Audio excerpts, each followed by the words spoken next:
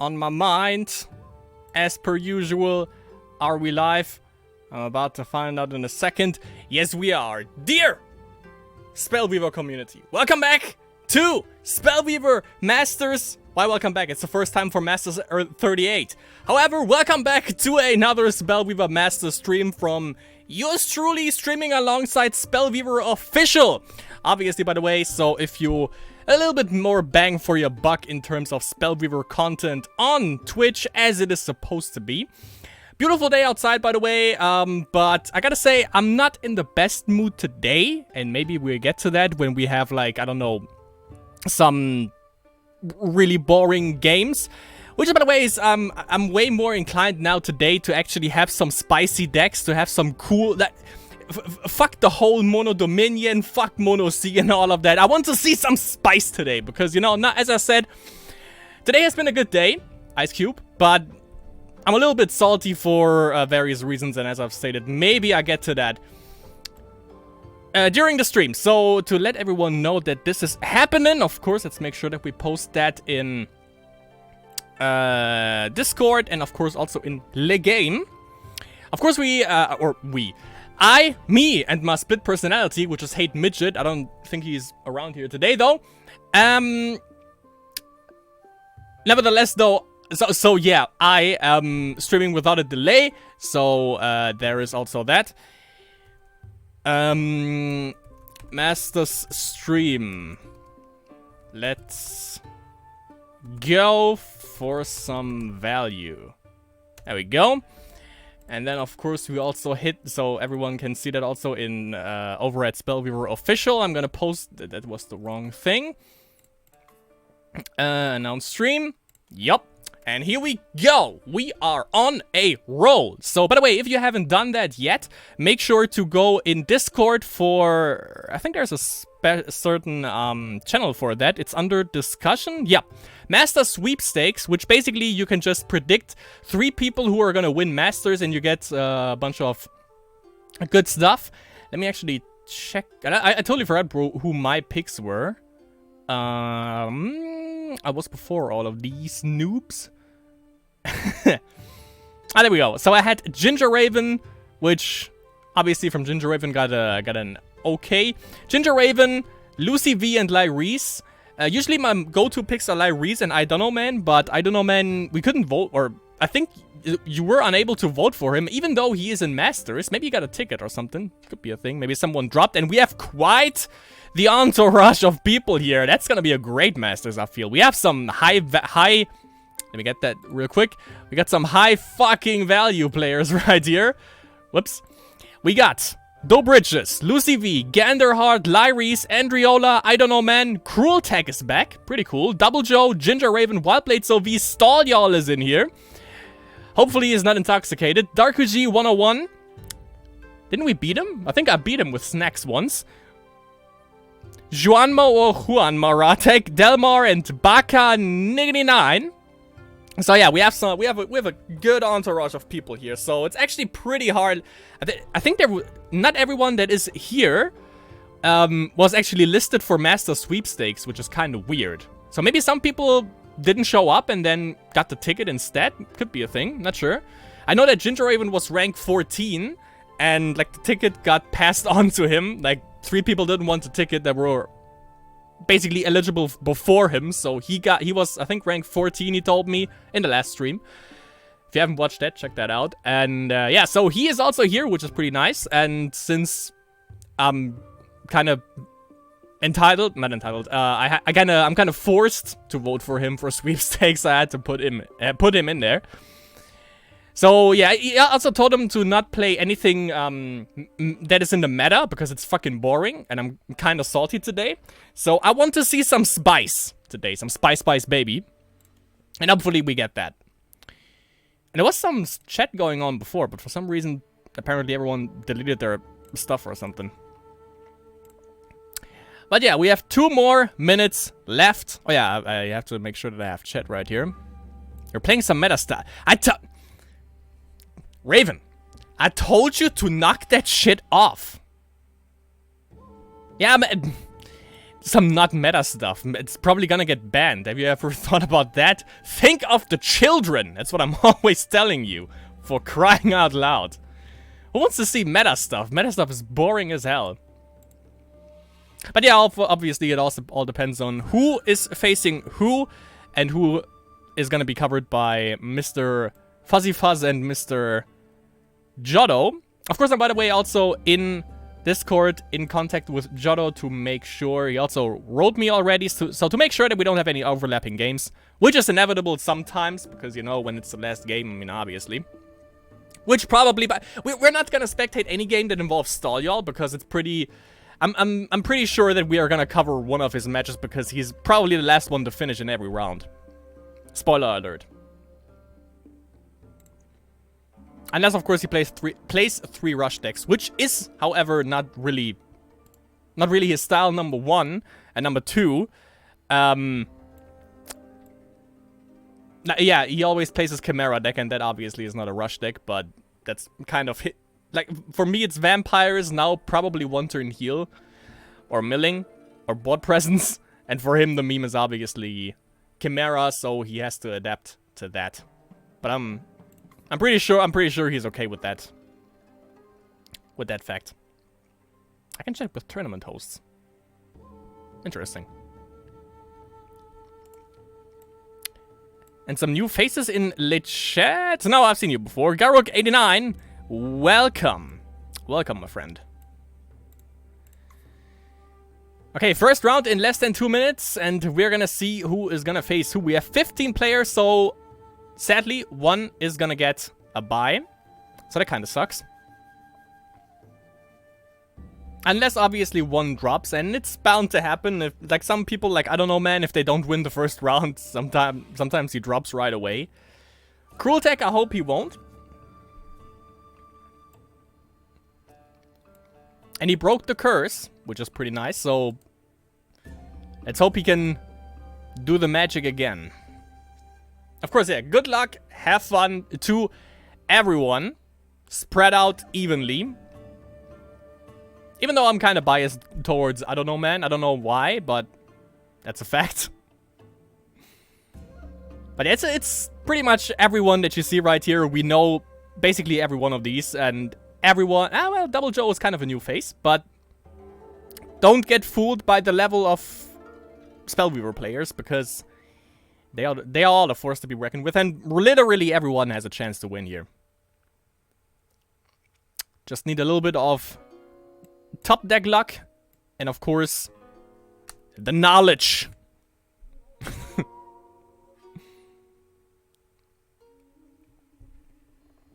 And maybe even, I mean, I totally forgot who, wait, should be still here, who won last Masters. Wildblade Sylvie, right. He doesn't play this time. Oh, he does. Never mind. So yeah, Wildblade actually got a bye in the first round, I think, which is kind of beneficial because, you know, you can look around and see what kind of decks people are playing. It's a little bit of an advantage there. And was Dobby the one that played the new all heavy creatures deck? I think he was. So maybe he's bringing that again. Worked out pretty well for him last time. I don't know, man, against Andriola. Lucy V against Ginger Raven, which they are both in Sanctuary, I think. Let's go meme reactor. Oh, yeah. Ganderheart against Dobriches, Lyris, Delmar, Andriola. I don't know, man. Yeah, Dobriches, Ganderheart. Cruel Tech against Juanma Ratek, Double Joe Baka 9, and Wildblade. Oh, history repeats itself. Wildblade again with the bye. Lucy is shrining. Oh, never mind. So shrining against Sanctuary there. Darkaji against Sawyer. They play first. What the hell is going on there? And okay. Okay, so I'm gonna let Jotto know. I'll go for Lyris first. Whoops. Cause I actually want to see how my pick is going. Going. Bell. So we have... Oh, God. Dobby and Ganderheart over at Spellweaver Official. Why do I get the freaking rush decks? Delmar with elves. And Lyris with Rage Rush. Shrining member gets 1 round by. Where have I seen that before? Yeah. Can we get PewDiePie in here for...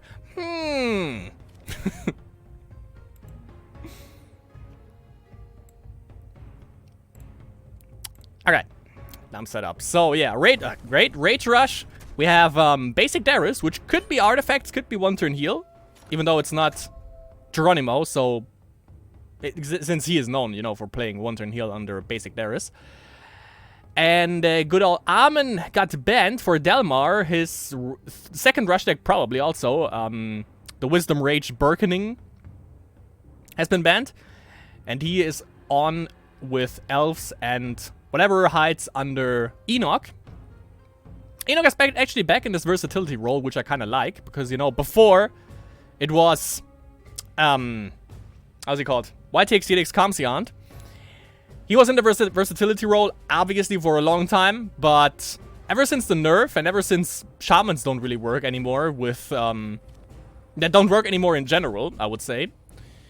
We saw that, sadly, from Geronimo last Masters. Yeah, Enoch is kind of back in his role of you can pretty much play anything under him, which I kind of like. Because the 0 power Blood Feast, it's good stuff. And of course, Lyris going haywire against Delmar.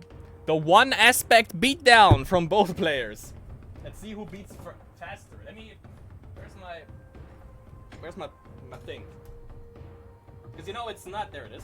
It's not a Love Giant stream if there is not a beer involved, obviously. And today, we go back to our roots. Qingtao beer, Chinese beer. Let's go, people. The bottle has been opened. Onto a good Masters. Kampai, everyone. Let's enjoy this. We might see 2 rush decks first. But I mean, we all start somewhere, right?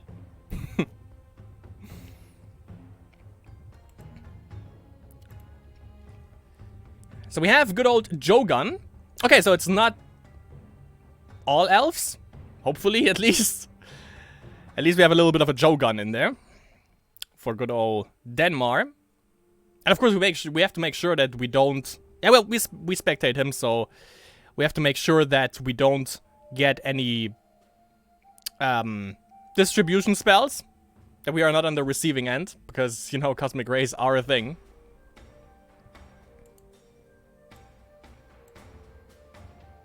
What the fuck is that emote, Garrock89? What the hell is that supposed to be? Oh, that's a beer. Alright, gotcha. It looked a little bit weird. Come by. It looked like tofu or something.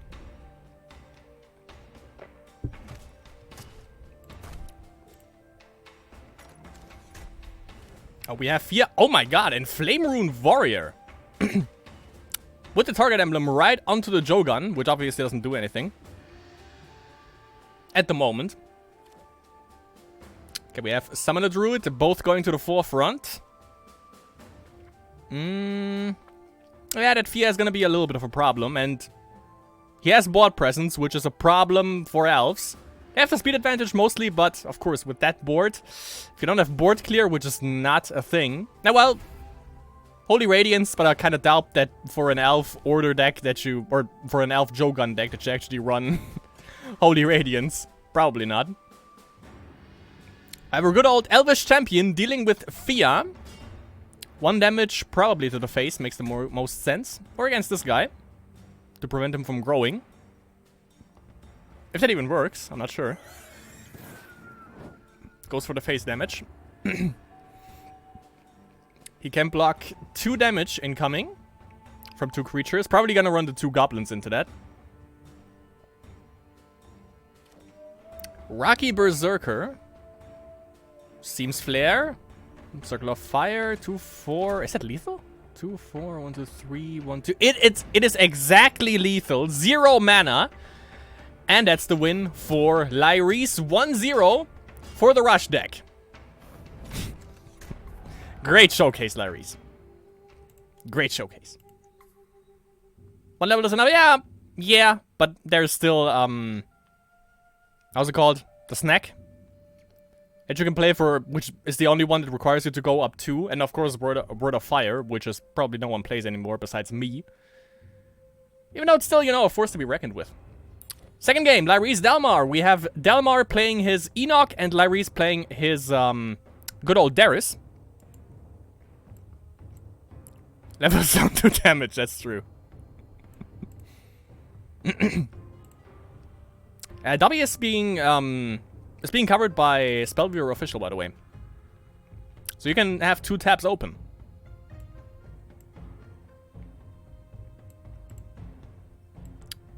Alright, so we have a Dominion Corruption for Delmar. With a good old Silverthorn Promenade, which is probably the only shrine resource that is actually kind of viable. Maybe a Gauntlet Dungeon. It's kind of good as well, if you play Angels. And we have Order Wisdom for Lyrese. Is it 1 turn heal? If he goes up 1 additional order level anytime soon, then we know for sure. Arrowbore E kind of looks like. I like it. I like it a lot. I know the Fuss doesn't like it, and Jodo, because he said you never faced like a 1 turn heal mirror, but I like 1 turn heal. It requires so much brain strength from you and so much concentration, it's kind of ludicrous. And no one really appreciates that. Yeah, it's 1 turn heal. It's 1 turn heal for Lyrese. Nice, I love you, dude. So we have I did bet on the right player. So Holy Radiance coming down, deals with the entire board right here real quick. Everything with the 1 damage. 1 damage, 1 issue. Oh my god! Diluted Despo! That's what I put in my Vampires deck. Like, Corruption Dominion Vampires. Diluted Despo is godlike. I fucking love this card. And you see it way too rarely. And we have the Trigon for Lyrese. So 1 turn heal against Vampires. We have someone with Lifebound right here. So that kind of helps him out. Could have, at least, if there wouldn't be removal. Risky Concept and Masters. Kinda, yeah. Well, you just have to ban the rush decks, basically. And he dealt with the first one. But he has to face the rush deck again next turn, so... If he doesn't win this. So, that's... Could be a little bit detrimental for him. Oh, had to drop the Pacify to the Mesmerizing.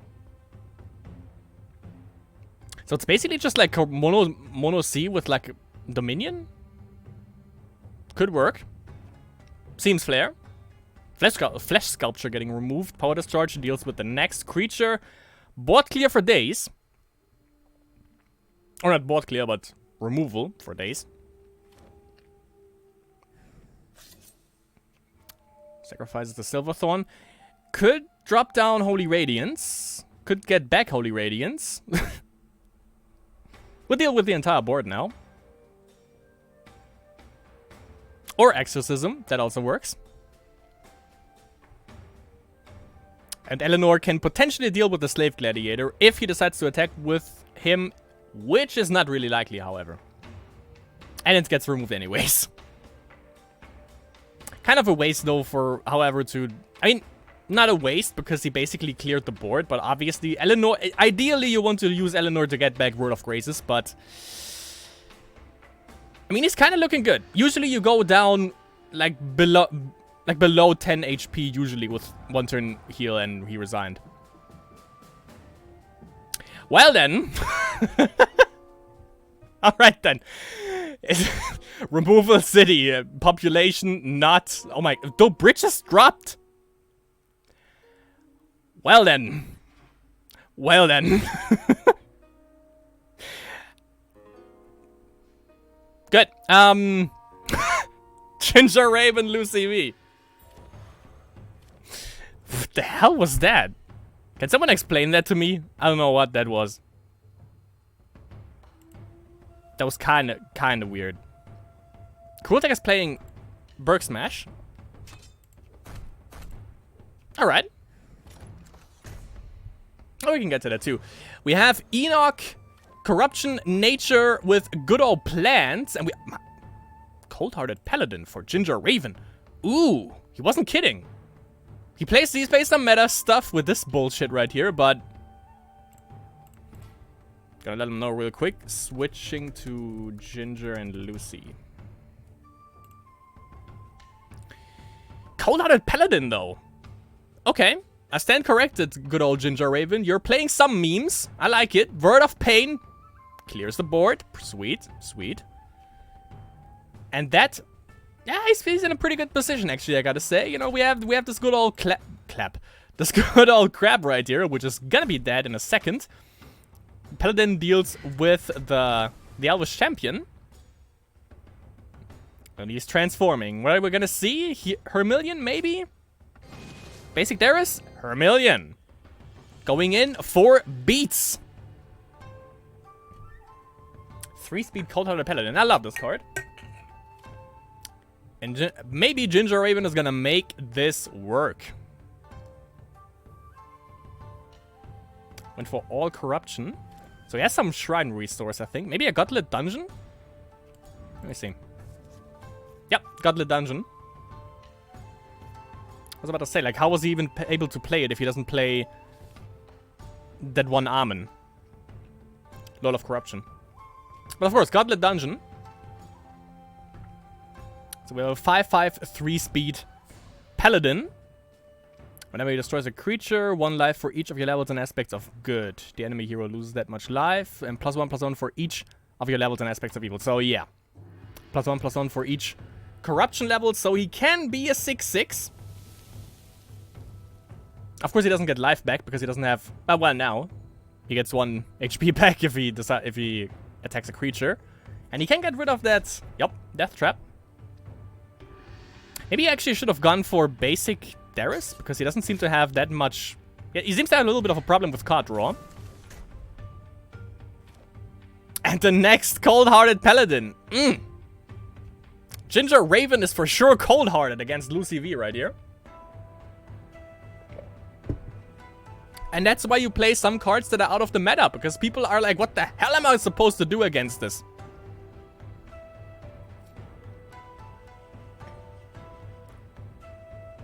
And he resigns. Ginger Raven, 1-0 against Lucy V. Cold-Hearted Paladin, my friends. Cold-Hearted freaking Paladin. Saw it here first. Next game. Let's spectate from Lucy V's perspective right here. And we have Ginger Raven with Mono Dominion. I mean, I let that slide. He also plays Advanced Naiva. Okay. And we have Amaric right here, which usually I would say is... what's it? Artifacts? Could be. And he has Advanced Darius? Could be 1-turn heal. Could be Grand Meme Union. That would be kind of nice to see. But that's definitely risky in Masters. And also in Ranked, obviously. It usually doesn't work out. My pet card? You made it work. You made it work for sure. Oh god, Mr. Alonso, the memes are back in town.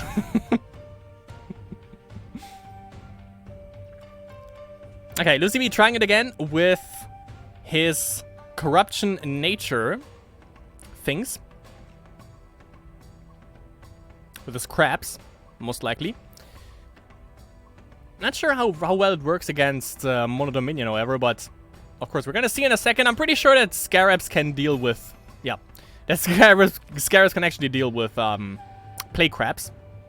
Shouldn't be too big of an issue. Of course he can go in for beats, since, you know, play crabs. But he should be able to actually deal with it. Yeah, he is well aware of that. That's the whole point behind his nickname. Summon a druid into play crab, probably. Yep, exactly. But yeah, as I've stated, like right off the... He just has to go up 1 mana, and then... And then that play crab is not really a problem anymore. Which probably is his intention. Yup. Next Scarab coming in. I was about to say, which can get removed next turn if he decides to attack with this. Maybe back row it? Depends on if you actually really want to hold on to this. Back rows it.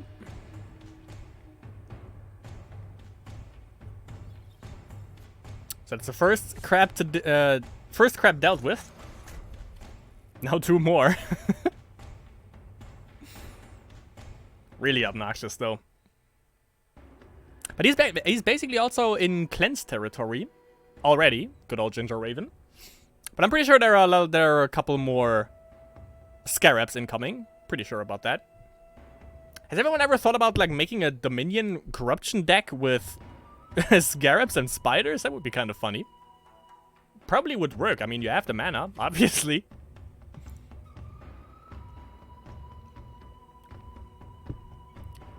Could potentially work out. Maybe I should try something like that.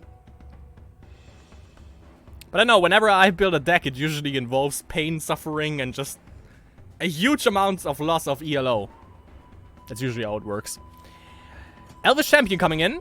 And he is dealing with that Scarab. Yup. Well, he has one more than he can grow. Of course. That crab is coming back. Next crab also onto the field. If you use Fleeting Mirage now on the crab on the right here, the summoned one, do you get it back into your hand? Not sure about that. Yeah, considering it's summoned, I'm not entirely sure. Mind Extortion, let's see. Okay. So we have a Gurkle, we have a Flesh Sculpture and a Shrine, so nothing too exciting. Assassin's Guild, what you're gonna deal with, what you're gonna put down, the Power Lust Incarnate, deals with the Elvish Champion. 3/3, however, 1 speed. So that thing is gonna be dead, I would assume.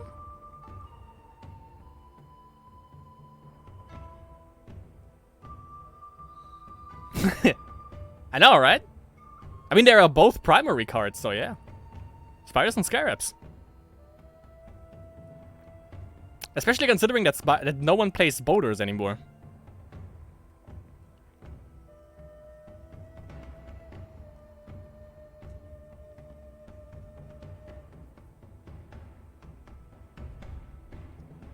Okay, so we have 2 crabs, one with 2 energy, 1 with 0. 3/3, 1 speed, Power Lust Incarnate, and a 2/3 Scarab. Both back road, no problem. Both are still on 20 HP pistols, so they can definitely take some beats to the face. Wouldn't matter too much. Thing is, there are not that many scary creatures in Lucy V's deck. Like, at least in terms of HP and whatnot. So he's kind of... So, Ginger Raven is kind of safe in that regard. Probably doesn't hold a Cataclysm, though, because otherwise he probably wouldn't have played the Power Lust. And dealt with the Elvish Champion with Assassin's Guild. However, we're gonna know if he's gonna drop 1 next turn. If he goes up 1 aspect, then it's either to front row the Power Lust Incarnate or to drop a Cataclysm. Gurkle and Flesh Sculpture. Problem now is, obviously, if he decides to Cataclysm, he gets 1, 2, 3 zombies from the Sculpture proc.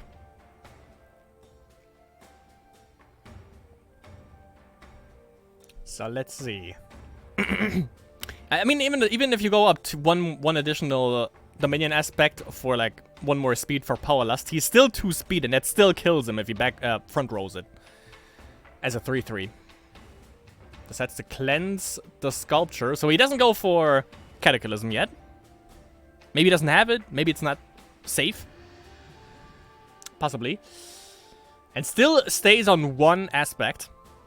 Probably grows the Scarab, I would assume. Yep.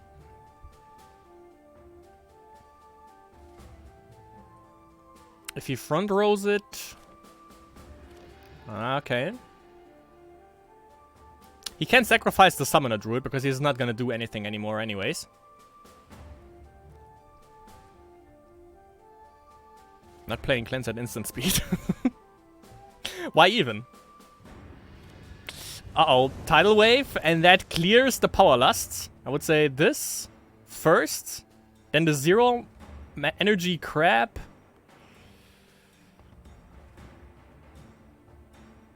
One, two, three. Either the play crab or the... Not the play crab for sure. Not the shaman. Or he does that. That also works out pretty well.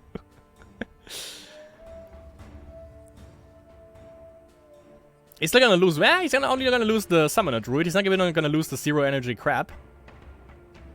So, I would say that's fucking value, my friends. This is all y'all sneak peeking in right here.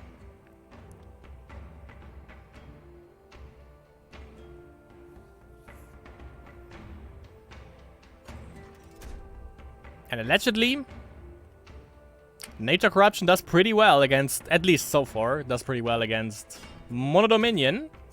However, he could Cataclysm. Maybe that cleanse for the Flesh Sculpture was so he can Kata now. Maybe.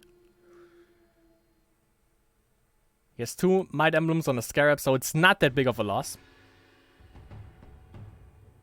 If he waits 1 additional turn to make sure that he can actually clear the Play Crab, I wouldn't say that wouldn't be worth it. Probably. Just Kata and it's a 0 energy crab, the only thing on the board, and he has only 2 cards in hand, so Ginger Raven has 7. So that definitely is an advantage for him. Needless to say. Goes up for that aspect. Boom! Goes the Dynamite. And 1 crab, 0 energy. Nothing to write home about. And basically the crab isn't doing anything now. It's 1 damage, but you can deal with it. Goes for the DO. Let's see what else he holds in his hand. We've seen it earlier with Mind Extortion, which is kind of interesting that Ginger Raven actually runs it. Even though, you know, it's kind of OP, because it's the only... Correct me if I'm wrong, but I think it's the only card in the game that actually lets you see the entirety of the enemy's hand, which is pretty nice.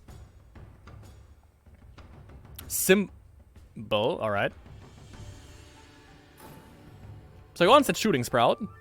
Seems flat. Double Symbol. Okay, that's 7 damage. And 2 Shooting Sprouts. Hero ability comes off cooldown next turn.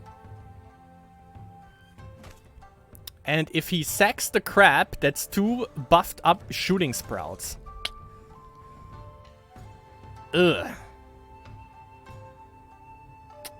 Definitely not good. However, hero ability is off cooldown, so he has Assassin's Guild ready.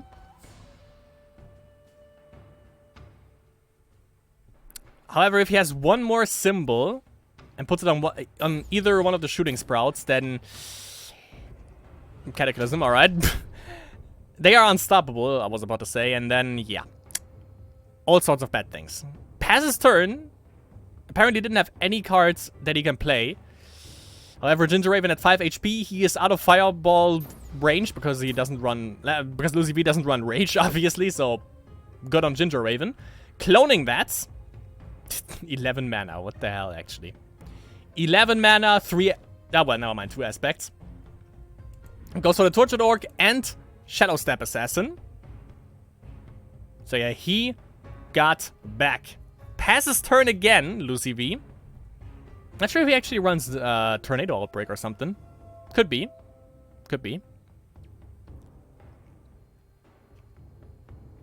Tempting Lure. 1, 2, 3, 4. How many Despinas are in my store? I know you're stealing. If anyone knows the original meme, you're welcome. Grabs a Flesh Sculpturino. Fighting fire with fire. Fighting sculptures with sculptures. Alright, 3 damage coming in. Not that big of a deal. Lucy V can manage that, but the cloning that is actually a problem. And Deja vu, I've been in this place before and I've made this play before. Another Tortured Orc into another Shadow Step Assassin. Misses the O. Does he have the Valley in there? He does. He does. And the Resign. Ginger Raven with the win in round 1. Nice. Nice. Alright. Those were some sweet ass, but also some pretty fast games. I don't know, man, against Andriola is still going on 1-1. Let's see if we get another drop from I don't know, man. We're gonna see. So for Andriola, speaking of C, we have Mono C. Not really. We have the light blue splash. And Soldiers, which got banned, and apparently, or allegedly, Wisdom, Rage, Burke. And we have, I don't know, man, with Keanu Reeves, which got banned. We have one win with probably Mono C, maybe even with the light blue splash. And Advanced Darius, which is artifacts, and not one turn Hizzle. So we're gonna see how that fares. And yeah, Andriola with the boring deck. Even though, I gotta say, even after, like, I don't know, what, how many hours do I have clocked in Spellweaver? Let me check that real quick. Still, after 1,094 hours of Spellweaver, I'm still kind of scared to play artifacts, because I don't know, it's just... I would always make the wrong play, I think. Like, that's the deck that I'm still scared to play, because it's just a mindfuck to me. So, deals with the Shaman. Power Discharge, so he only loses 1 drone. Check the graveyard. Game just begun. Yeah, kinda.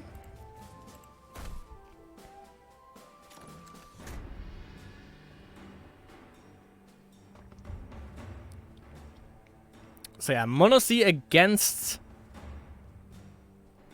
good old artifacts. A little bit of an advantage, I would say, for Mono C, because they can actually deal quite easily with drones, with Word of Pain, and thus lessen the impact of Steel Sentience. But once Steel Sentience hit the board with that nasty 3 speed, it's gonna be a little bit of a problem, especially because they spawn drones every time. So if you don't have the Word of Pain to actually deal with them, and then use the Sanctum to get rid of the 3 speed Steel Sentient, it's a bad time for one turn heal for Mono C. So we're gonna have to wait and see. Wall, pretty much both decks run this, I guess.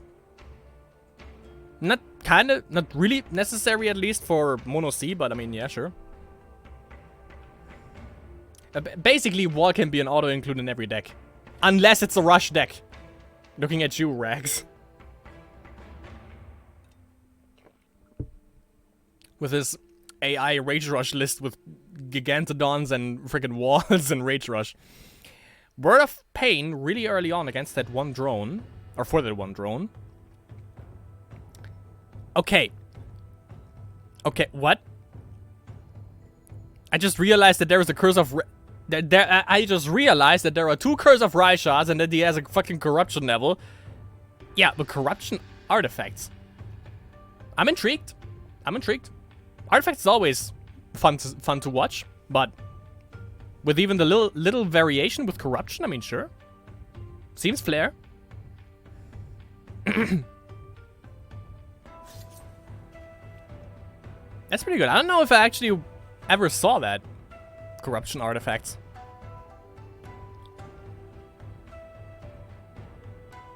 Attack for control matchups. Could be. Could be, yeah. Bazarok. And of course he can get Grim Abomination now, by the way. Which is a pretty cool card, I gotta say. Helps out in milling. Even though, of course, I don't run this in any of my mill decks because it's just way too slow for it. But technically, it's good for mill. Or Reanimator, obviously.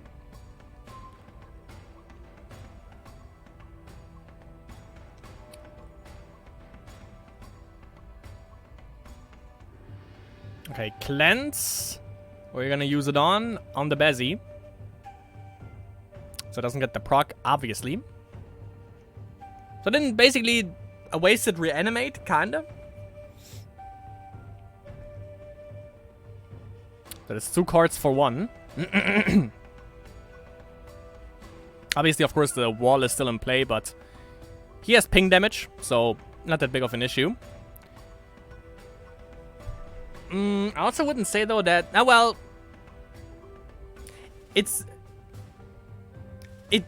it's kind of a good idea, because if...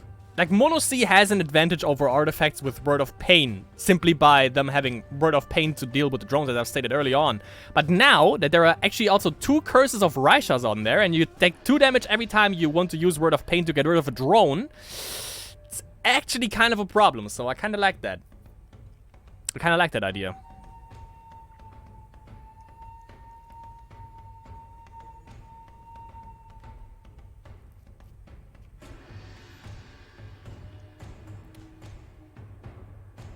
We have a bunch of cards, obviously, also for I don't know, man, but I think Andriola can actually keep up when he plays like the first Catacomb Keeper, which should come into play sooner or later.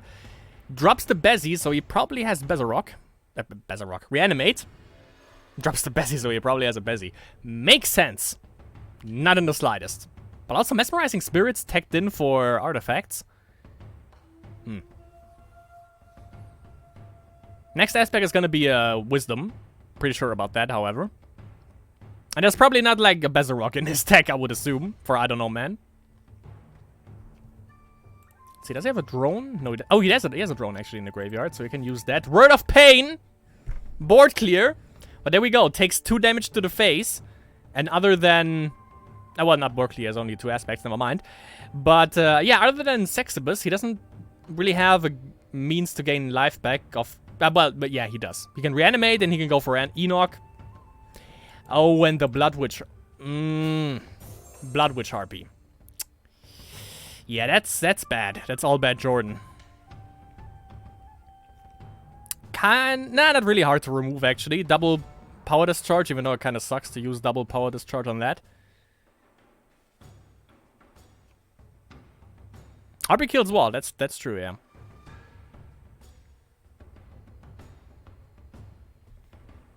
But just freeze it first to make sure that you can actually deal with it as well, because the longer this is in play, the Blood Witch Harpy, the more slowed down is I don't know, man. There we go, Steel Sentient with the first drone, and a second one. And one more aspect, which is probably gonna be Corruption. Wall is gone. So now is the thing. If he has Word of Pain, he can clear 2 drones. Yeah, if he goes up 1 aspect, he can kill 2 drones. Weakness Emblem on this. Fumes. And Soul Prison. Exactly enough mana.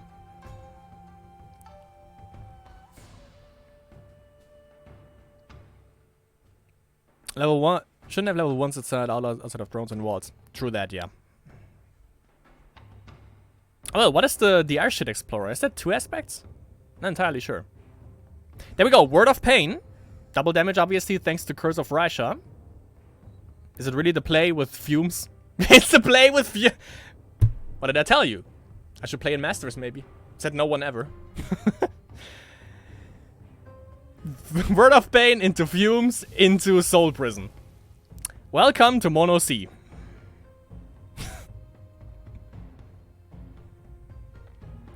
He actually went up the aspect. That's fucking disgusting. But, Andriola, you know it.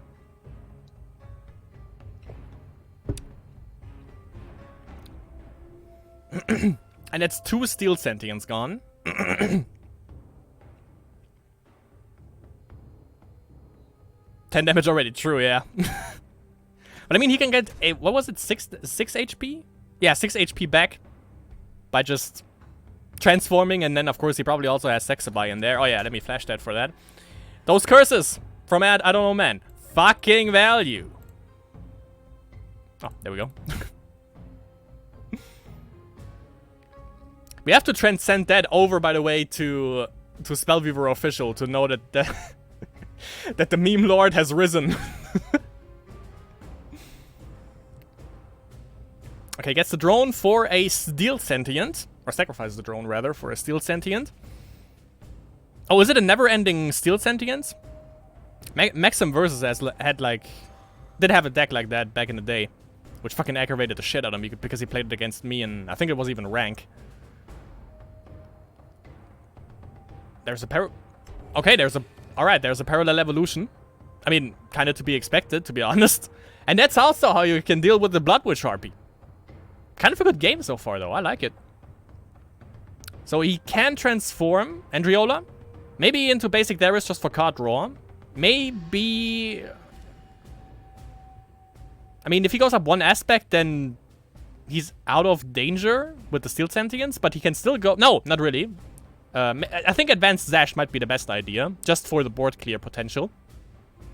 Doesn't matter how, like, if he goes up aspect, yeah, they are gonna grow, the Steel Sentience, but of course, hero ability from Advanced Zash wipes the board, and they go down to being 3/3s, if all the drones are dead. Double Curse, Consume Spirit, however, 4 damage, kills off the drone. They would have traded anyways, if he tried to go face with that. Threading the needle right here. Andriola with the Mono C freaking removal.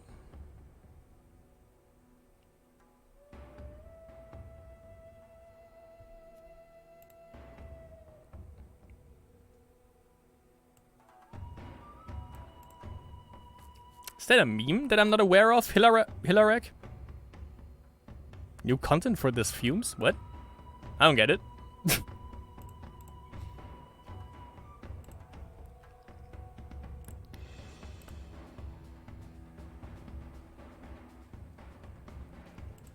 Okay, let me check real quick. There we go. Alright.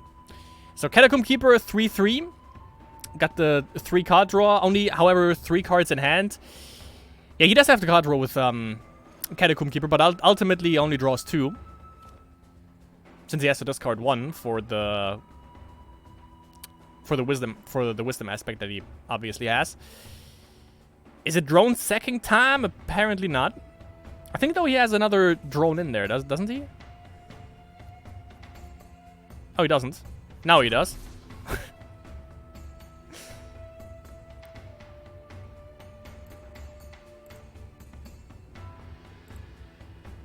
Does Andriola not run Tombs? Yeah, I thought about that too. Maybe it just is unlucky. Parallel Evolution again. And it's card draw, so it's even better. I'm also not even sure if you would Tombs over... Oh, wait. I was about to say, like, Tombs over... If you would rather Tombs or... Transform, but you can actually do both with 6 mana. Obviously, it's the exact amount of mana that you need for it.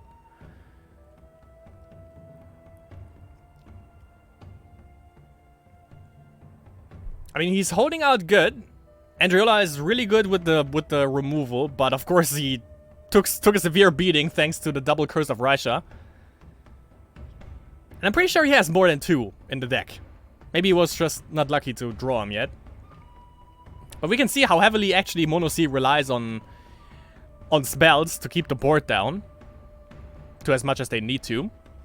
Dr. Stiggity Sticks really gets rid of the 2. Alright. I mean, I would assume that...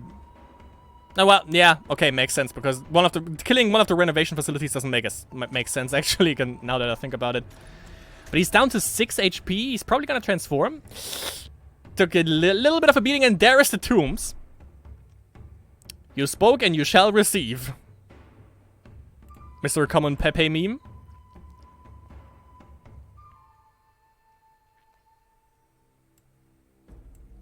But he has to transform, because this is getting a little bit scary. There's nothing, not to my knowledge at least, anything that has instant speed for artifacts. That's another parallel evolution into or 4 Dr. Sticks, rather. Yeah, and the 1 speed zombie legionnaire doesn't really... I don't know, man, doesn't really care about that. He can throw removal into the drone. Oh, there we go. 4 aspects, by the way, and now we have Steel Sentients that are a little bit of a problem. Charles Barkley coming in. Alright. I can dig it. But yeah, I was about to say, he can throw removal into it, but he is dead if he does. If he throws 2 removals in there, he's dead. So he has to transform. And he somehow needs to get rid of those curses, even though I don't really think that he has anything that has spell removal. Unless he splashes in like Order and has Ray of Righteousness or something. Other than that, it's a problem.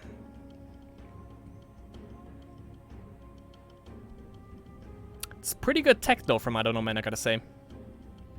He probably anticipated that he's gonna run into a lot of spell-dependent decks, so... Good on him. If he faces like Reese, he has a really, really high chance to winning, because one turn heal. If you drop 2 curses, even 1 curse against 1 turn heal, it's just so freaking annoying. It's basically impossible. Then we have the Sexibus. Yeah, I would say Advanced Zash makes the most sense because it actually board clears. It doesn't clear Charles, but it clears every Steel Sentient and every drone as well. Obviously, it's a higher cooldown and requires more mana, but I mean, it's a price you have to pay. Goes for Katroy. He has his 4 aspects, so he doesn't need more than that. Nah. Does he have to transform? Yeah, he has to transform. If he plays another Steel Sentient, he has exact lethal just with the Steel Sentient. And he can't block this. He can't block it. Because, yeah, this is gonna summon... He's gonna summon 1 more drone with this. So he's on a... He's a 5... Oh, never mind. It's a 5/5. If he plays another Steel Sentient, spawns another drone. That's a 6/6. So it's not lethal next turn if he just attacks with this. But if he... Yeah, if he attacks with these 2, then yeah, it is. With Mr. Charles Barkley and Steel Sentient. And Charles is proccing. Got a little girl up there. Yup.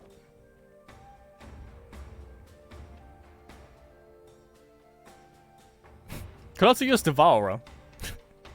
It's one, if he embodies, it's 1 mana. It clears all the Zombie Legionnaires as well. Suffocate! To quote the Fuzz. Takes obviously like 2 damage again. Everything on 1 HP. Can't use hero ability. I don't know, man, that is. 1 card left for Andriola. Didn't go up. I mean, didn't transform. We know he has a Steel Sentient now. Oh yeah, he could embody. Oh yeah, that's actually bad. Shock. Oh, does he have lethal? Shocks the Sexibus. Swift for the Sentient. And that's lethal. Yep. Steel Sentient is lethal. There we go. And more insult to injury. Teme! Coming in. Might Emblem onto that Charles Barkley. Swinging in for 7 damage. And that, my friends, is lethal. As I've stated, should have transformed. Wouldn't have happened. Would still be alive. And I don't know, man, advances. Nice. Very good. Next round. We are gonna have such games. Who is the... Oh, okay. The bridges dropped. No one else, so no one gets a bye. We get a game for each and everything. Oh, Ginger Raven against Stall, y'all. The revenge, probably. Wildblade against Ganderheart. Lyris against Cruel Tech. That could be interesting, but we already spectated Lyris. Ginger Raven against Stall, which is kind of funny. Bakanan against I Don't Know Man and the Zero Pointers. Andriola against Lucy V. Juan Maratek against Delmar. Dakushi 101 against Double Joe. And that's it, yeah.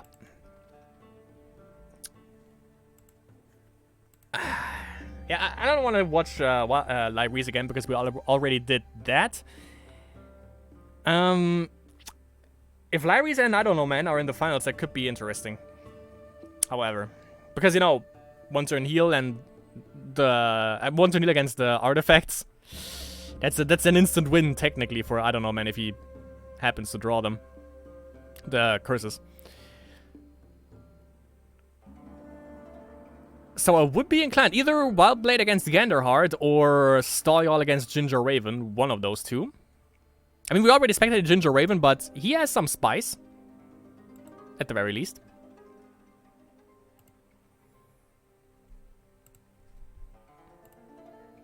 So yeah, we're gonna cover one of these 2.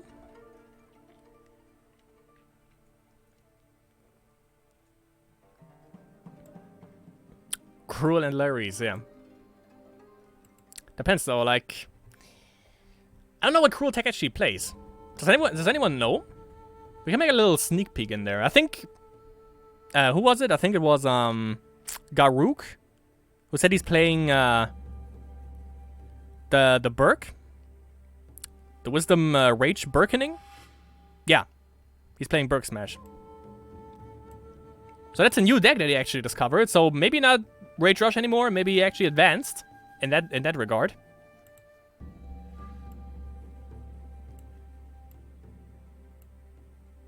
So I'm gonna check which game from these two games, which one comes on first. So I'm gonna assume that Fuzz and Jodo are covering that particular one, and then I'm gonna switch to the other one, or take care of the other one. Even though I actually hope that Stolyard comes on first, because we know that usually is the one that finishes last, which is what she said. Okay, Cruel and Lyrese is gonna get covered by the Fuzz and Jodo.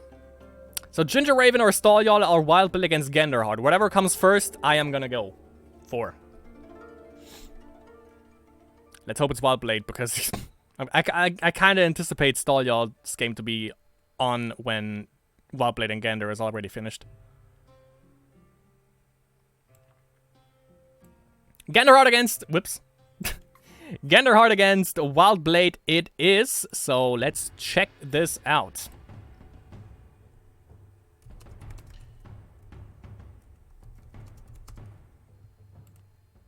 Wild Blade and Gander.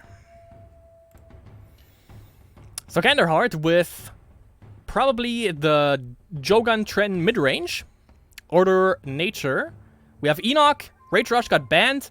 And for Wild Blade, we have Burk Smash, probably, which got banned. Which is not coming as a surprise. And we have Mono Dominion and whatever hides behind Darius. Could be artifacts or one turn heal, or Grand Meme Union. Even though Grand Meme Union is kind of out of the meta. So it's either one turn heal or artifacts. I tend to think more, or tend to lean more towards artifacts, however. Just because I'm the one that plays one turn heal around here. And Lyrese.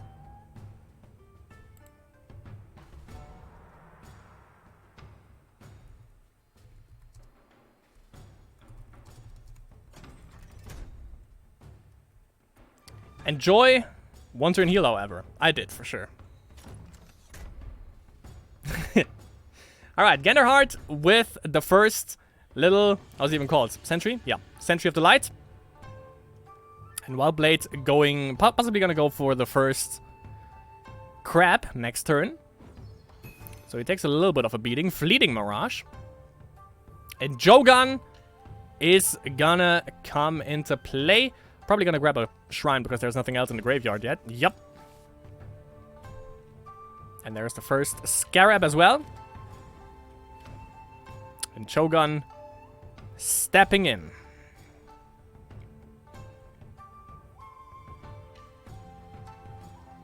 And one more turn until he can actually play Tren. Under Keanu Reeves, that is. Under his leadership, he shall thrive.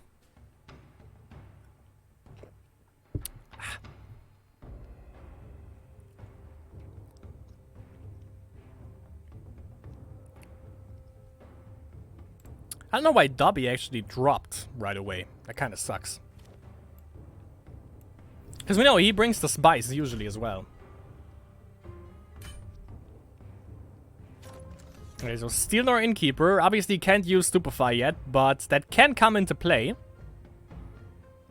Definitely gonna Stupefy one of the crabs, I'm pretty sure about that. If there is another one coming in, which could be a thing. Wouldn't surprise me. And next turn, we are probably gonna see a little bit of a Tren Keanu Reeves Kung Fu teaching sequence on Gender's side of the board.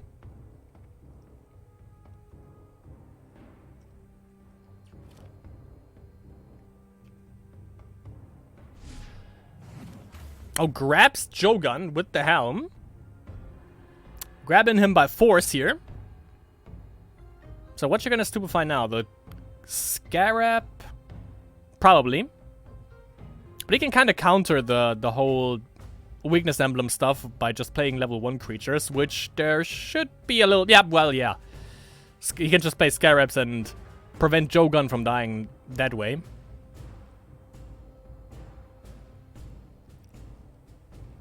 So are we gonna see Tren or nah?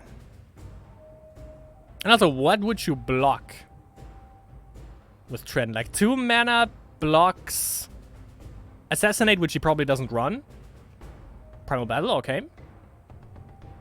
He would need to go 4 Might Emblems to block Helm. 6 to block Cataclysm, which is not gonna happen. But 4 is a little bit intense. But maybe he needs to. Scarab coming in.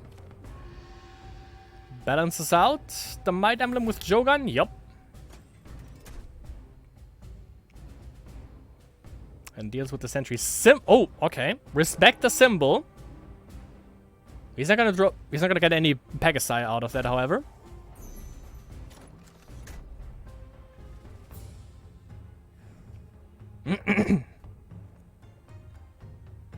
But at least he doesn't lose the Sentry that way.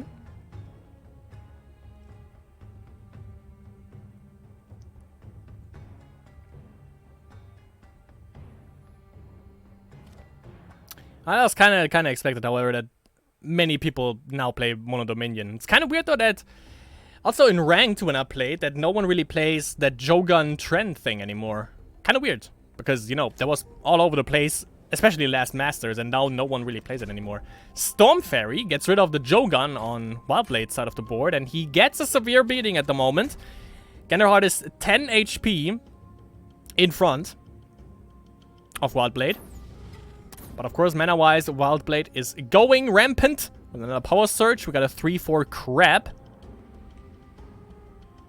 If everyone plays Cataclysm, no one plays Kayanu. Yeah, I can see that. Oh yeah, with Mono Dominion stepping into the scene now, yeah, that kind of makes sense. But I said I also didn't really see Mono Dominion in rank last time I played. And it wasn't that long ago. Like a week ago, I think. Even though that's actually what I want to play in Spellweaver ranked next. A little bit of Mono Dominion action. Maybe I'm gonna add my little spin on that and actually play like a little bit more vampires and also vampirism in there. Oh wait, he cleansed something. I think it was the crab.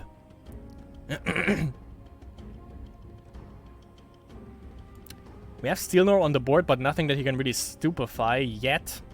If a printer comes down, obviously, then this is probably what he's gonna cleanse. Stupefy. The hell? Deals with the Tortured Orc. Goes in for 2 damage. So 11 H Pizzle for Wildblade. He can sorta swing back with summoning little girls and sacking them. It's not much and it's a little bit mana intensive, but I mean, at least he gets life back that way. He can also snatch some trends with Despina's ability. Or even Joguns. I mean, Jogun and Crab is pretty legit. Or not Crabs, but Scarabs.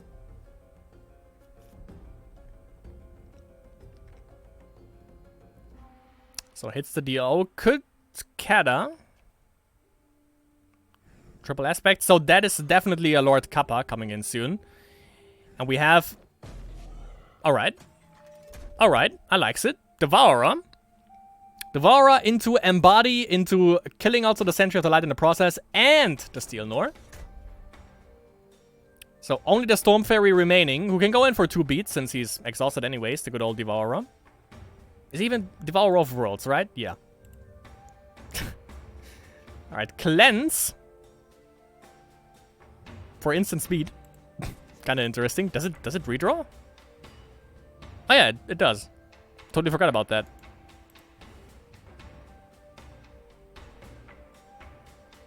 Oh yeah, true. Trim with one Might Emblem, yeah.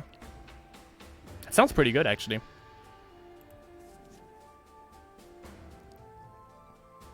Yeah, that also disables Ambush Strike, which he could have. Ambush Strike Symbol is also 1? Yeah, Symbol is also 1. Primal Battle is 1, yeah. I would subscribe to that notion. And what was Tren? 4 mana, 2 aspects, I think. Voice crack? I think it was. So yeah, 6 mana, he could totally do that. Jogun. Did he get Symbol back? Nope. The other one, I think. Didn't get a Shrine, as far as I know. Goes in for 2 beats, however. Yeah, the problem is that Wildblade is down to 9 HP and Genderheart is up to 23, and he has card advantage as well, and he has board advantage at this point.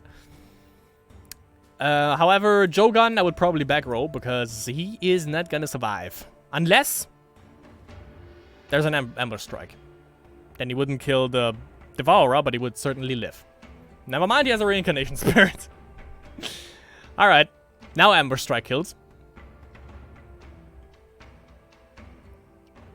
Unless, of course, he has another Devourer that he can embody. Embody once told me... Never mind.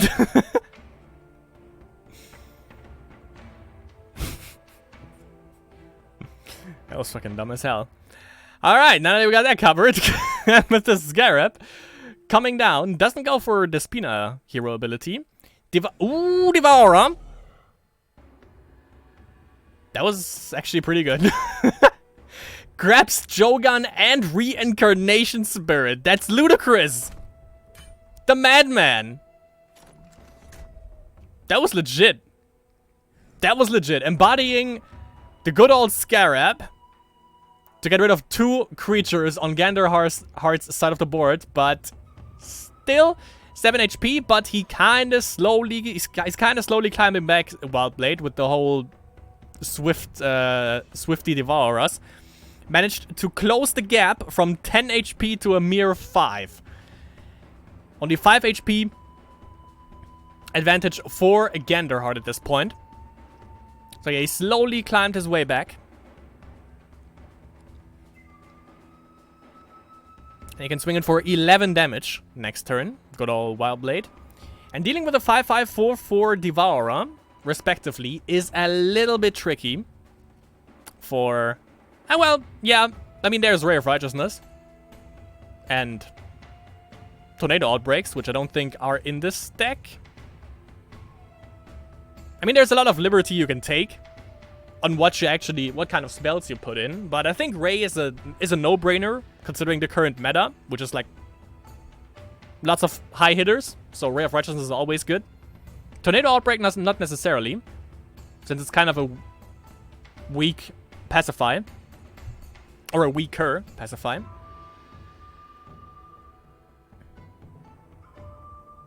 And even then, pacify probably not in this deck. For Genderheart would be kind of surprising. Would be a kind of weird addition. Also, doesn't play a Tren yet, which I can kind of understand. There are not really that many spells that Wildblade played so far, and also the 1 speed from Tren isn't gonna really do much for him anyways. I didn't really play anything other than Cleanse and 1 Power Surge. But a Tren with 2 Might Emblems just to block Power Surge could be a thing. Jogun again. Symbol. Onto the Storm Fairy. So it's a 4/3. Doesn't kill anything. On 6 emblems to block Cataclysm. Seems flare, yeah. But kinda doubt that this is actually possible. Definitely not in 1 turn, that's for sure.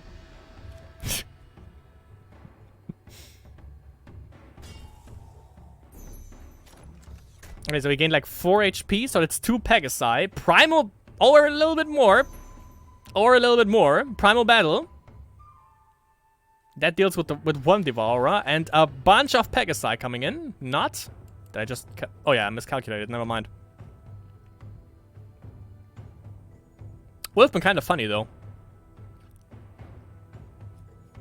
But yeah, he gained a lot of life back with that play. With the whole Primal Battle into Symbol. into just attacking. Into KFC as well. And now Wildblade in a little bit of a conundrum. I would say summon one little girl, just so that he has like a 3-speed blocker, which could help him out. If not only against the KFC.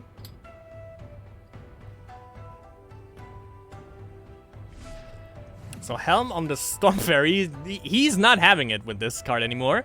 Symbol of Blood deals with the KFC. Kind of weird, I thought you would go for a Jogun, because it's better. Oh wait, never mind, he has Fleeting Mirage. Yeah, okay, makes sense. That's why he took it, alright. Because he could have Fleeting Mirage into the Storm Fairy, play it again to get rid of probably Devourer. Cloning Bat coming in for a Moonsteel Miner, probably on the Storm Fairy to prevent it from dying. Maybe? Maybe on the Devourer? Gonna hold out on that.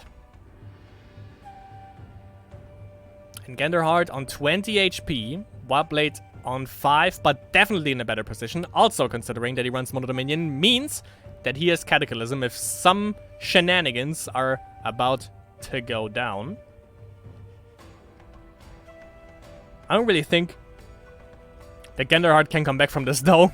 He got definitely outplayed in the sense that the game is going on for too long, and now now he's kind of in the control scissor from Mono Dominion, which is pretty hard to get out of. He has card advantage, but only 3 more cards than Wildblade. And I think, yeah, Wildblade can just generate cards all the time now with how's it called? Silence of Slavery. However, the Wolf Convoy, dealing with cloning that, Fleeting Mirage it back, and I think he's gonna get that Storm Fairy. Maybe not. Oh, that's a Wolf Tongue under him. So he has the Wolf Convoy back.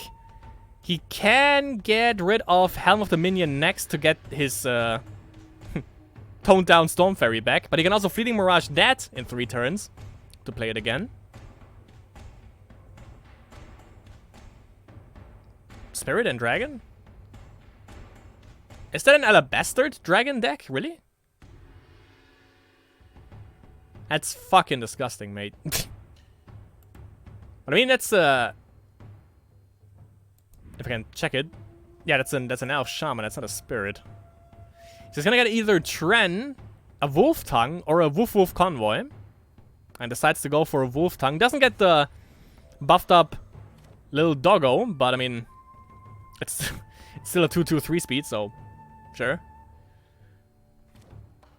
And a Power Lust Incarnate dropping all the big guns. The 6/6 3 speed. Which is gonna get dealt with the doggy, but he doesn't have him upgraded yet. He has to go up 1 more aspect. And it's still only 3 speed. So he's gonna run the regular Silver Fang into it. If he decides to attack with it, and yeah, that's not enough. I think he has established board presence now officially. Good old Wildblade. We have the advanced Doggy, the 4/4 3-speed legendary, which is gonna get traded with the Silver Fang right here. Unless he has something up his sleeve. I mean, he has a Spirit. I think he has enough for Alabaster Dragon.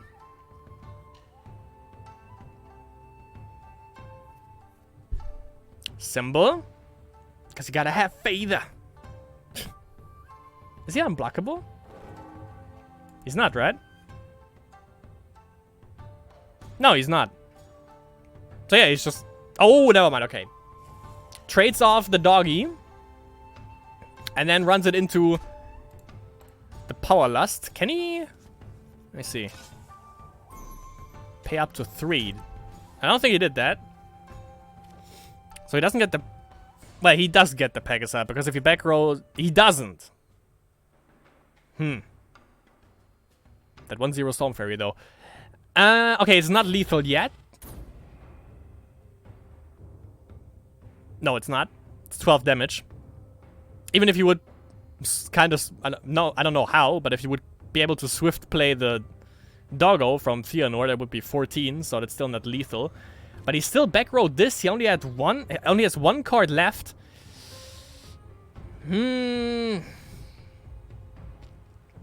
Doesn't look good. Doesn't look good at all. The 7/7 Power Lust. If he doesn't have another primal battle, it's game time, boys.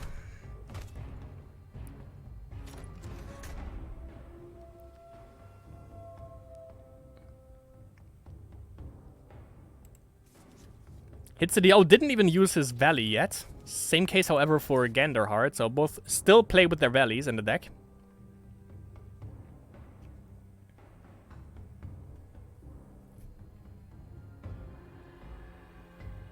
Okay, Cleanse on the Power Lust. Kinda need it, but it's 5 mana gone, down to 3. 2 cards left. I think he already drew. And the Resign from Ganderheart and the win for Wildblade Sauvi. Very good game, I gotta say. Very good. And we have Ganderheart against Wildblade Sauvi. We have 1-0, by the way, for Ginger Raven against Stall, y'all. The memes, my friends. The memes. Ganderheart with Nature Order Tren Jogun. Mostly Jogun because it didn't see one Tren last game. And Wildblade Sauvi, we're gonna see now what hides under this Advanced Darius. We see an Order Shrine, which kind of puts a smile on my face. But I don't know if Wildblade is a guy to play, to be a connoisseur in the way of a lay 1-turn heal. Probably not. Could be artifacts with Prosperous Ruling. Maybe. We see a wall, but that's also common for artifacts as well.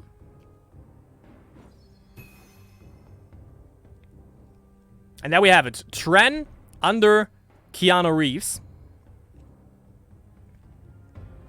So we see the first Tren. And Tren, obviously, pretty good against the wall. Is unstoppable, so he also deals damage to the face when he comes into play with that Might Emblem. Dwarven Mortar. So yeah, it's not 1-turn heal. Never mind, it's probably artifacts. We have Dwarven Mortar snipes down. Weasley snipes down that pesky Sentry of the Light. Tren is on the board. And he is ready to go wild. Can put another Might Emblem on him just to make sure, which he does. Considering it's artifacts, that makes sense because there are no renovation facilities that he can play now. Which some may say is a little bit of a problem if you actually want to get artifacts on the board.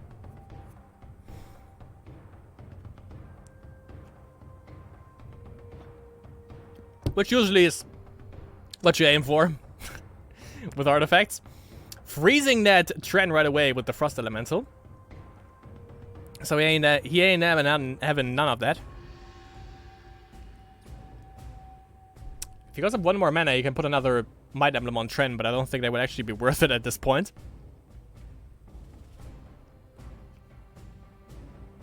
Not only because he's probably gonna get killed, but also because that would enable Wildblade to play Renovation Facility, which he probably has in hand. So he decides to... Well, he's gonna swap out that... Yeah. I mean, obviously. That was a no-brainer.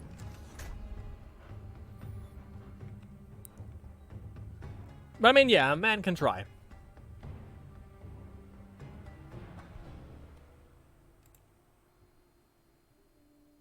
Trent doesn't stop artifacts. So you can still play Renovation Facility? Never mind, I'm a fucking idiot.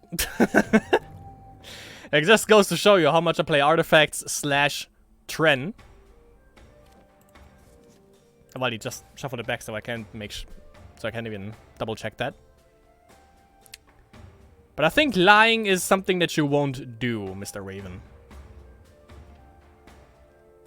Why the fuck you lying? Gin of Wish is coming in. And allegedly he hits something.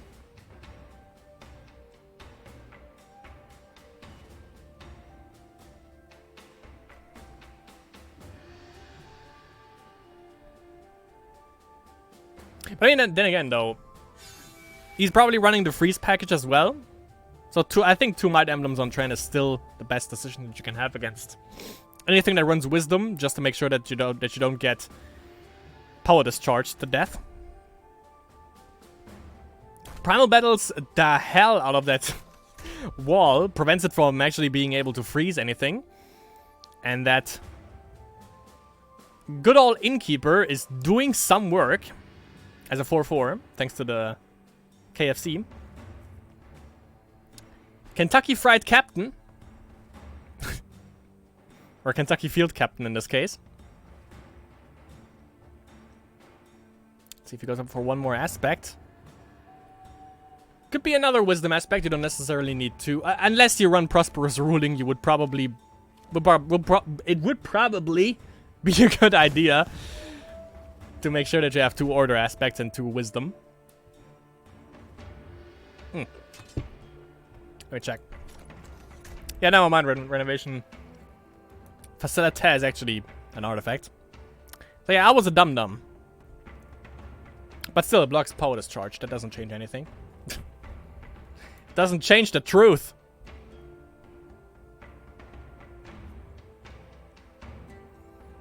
So 5 mana. He could play another Tren under Ganderheart. Now is the time, however, that Artifact's getting a little bit scary because he can get that... Soon he can get that Steel Sentient into play. Unless he uses Primal Battle to clear. Which is his intention. You can also, I was about to say, swing in for beats, but of course make sure that you... clear everything first. If you would be able to, which he doesn't. I would just say, he could have actually let that go through. If he doesn't have any other plays, he could just swing in Jin into the Steel Nor Innkeeper next turn and then snipe it. Weasley snipes it down with the Mortars.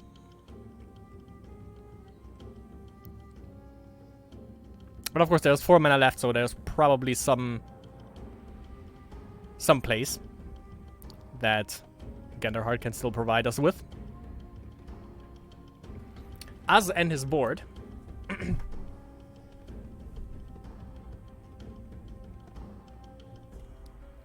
And there is the Tren. I would assume he's going up for 2 mana again. Or for 2 Might Emblems to block 2 mana things.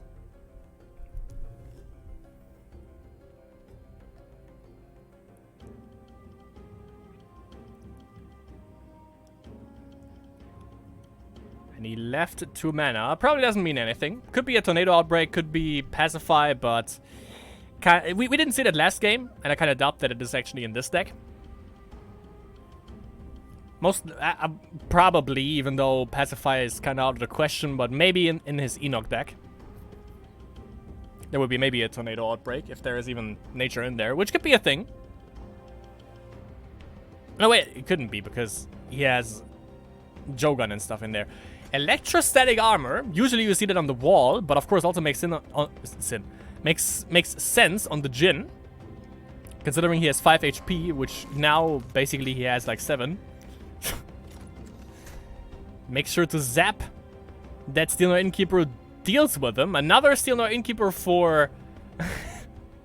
Innkeeper Reception for Wildblade now, however. So we can actually disable that Tren right off the bat. Unless he has some kind of removal, maybe... Now, like... The good old... Damn it, now I forgot the name. Holy Radiance, which is always my go-to card, but kind of doubt it. Storm Fairy, maybe disable the Steel Nor? Or the Jin. Yeah, well, gets rid of Electrostatic Armor. But still disables Tren. With Steel Nor. But that's 1 armor gone for Wildblade. Double Order. Yeah, there we go. Prosperous Ruling, my friends. Prosperous Ruling. That's gonna get really funny now. Puts the Might Emblem on the good old Frost Elemental that comes into play right off the bat. That's pretty damn good. Prosperous memeing. Alright, let's see what this is gonna be. He could stupefy. No, he can't. Never mind, he doesn't have the mana, but he also doesn't really need to. Doesn't make sense. If he uses Fleeting Mirage on the Storm Fairy, then it's gonna come back anyways. So yeah, it doesn't make sense to stupefy this. Tren is dead anyways, so there's that. And yeah, that makes the most sense actually. Double clear, but of course gets rid of Tren. Well played. And he has a blocker with the Frost Elemental now that doesn't die to the Storm Fairy, even if he wouldn't have a Might Emblem, but he also doesn't kill it. Cleanse on probably Prosperous Ruling. Yup. Prevent any shenanigans that would ever come out of this. Not sure if he already drew. Probably. I didn't. So that's 2 mana left. Could play another Tren. Or another Jogun under Keanu Reeves.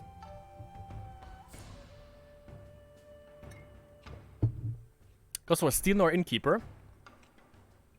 Incidity stats, so he probably doesn't have anything else. And maybe we're gonna see another Prosperous Ruling from Wildblade. Would be pretty cool. We get another Djinn. Did he find it? I didn't, but it's a renovation facility. It's just as good. And he's probably gonna shuffle some card right back. Yep. Probably all of them. Yep. So he doesn't have the Soldier Shrine. Doesn't get the Sentries back, I think. Which is kind of interesting. Steel Nor, he could use Steel Nor to stupefy the Djinn. Would be pretty good.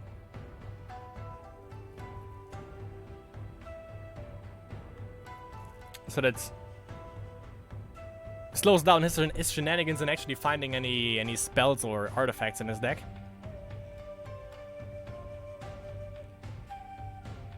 He has 8 mana left. So yeah, I would say just stupefy Djinn. Exactly. Can't really go in for beats, was about to say, since there's a Frost Elemental and 2 drones. And Frost Elemental can block for 4 damage. Or Damage Sponge for 4 damage, so yeah, you can't really get any beats off there. Since you can also trade off with the drones, so that's a board state, my friends. Steel Sentient could come in. Would be a 6/6, I think, with 3 drones. Can we check that actually? Fact check that? Nope, we can't. We have 2 Primal Battles, probably 2 more in the deck, another Cleanse. Depends on he actually splashed up the cleanses or if he just has 1 clustered in 1 deck, which is unlikely, I think. 6/6 Steel Sentient, there we have it. It just goes all haywire for beats. And he's probably gonna get rid of 1 drone, I would assume. Cleanse on the Sentient? Yup. Cleanse on the Sentient. And then just trade off. Or not trade off, but kill off 1 of the drones? Or not? Okay.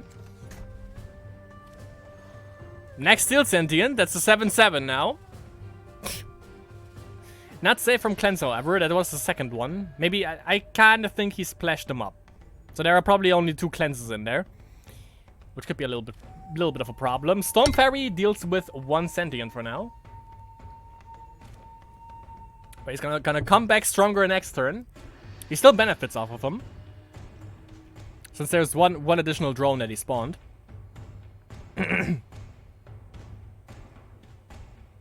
So another... Trend doesn't really do anything now anymore, which is kind of a problem. You can block spells, but artifacts are not that reliant on it in the first place. Considering they are mostly artifacts that they play anyways. Kentucky Fried Captain. So he's getting 1 drone. Could get a second one. Everything else is exhausted anyways. On the Wildblade side of the board. He pulls back. Probably doesn't have Symbol. Would be kind of weird. Neither a Symbol of Growth, neither a Symbol of Faith. Symbol of Faith, maybe, actually. With Primal Battle into Tren? Would kind of make sense. Sentry, though.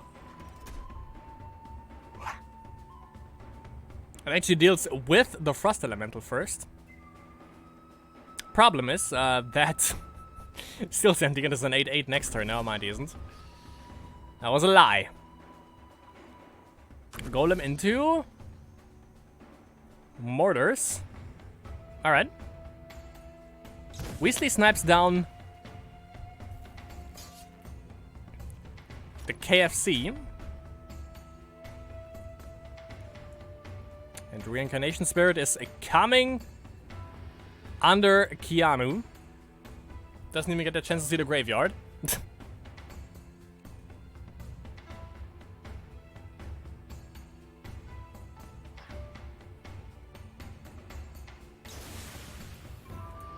Okay, Wild Blade with hero ability. Just what he needs. Gets another Steel Sentient down to 5/5 at this point. If there is not mass removal, it's a little bit bad for Genderhard. He should have at least one Ray of Righteousness, however. Would be weird if he wouldn't. But Wildblade is in a good position now. Fleeting Mirage onto one of the Storm Fairies makes sense. That's another Steel Sentient in Wildblade's hand, coming back again. This is just stall galore between these two. Holy Jesus.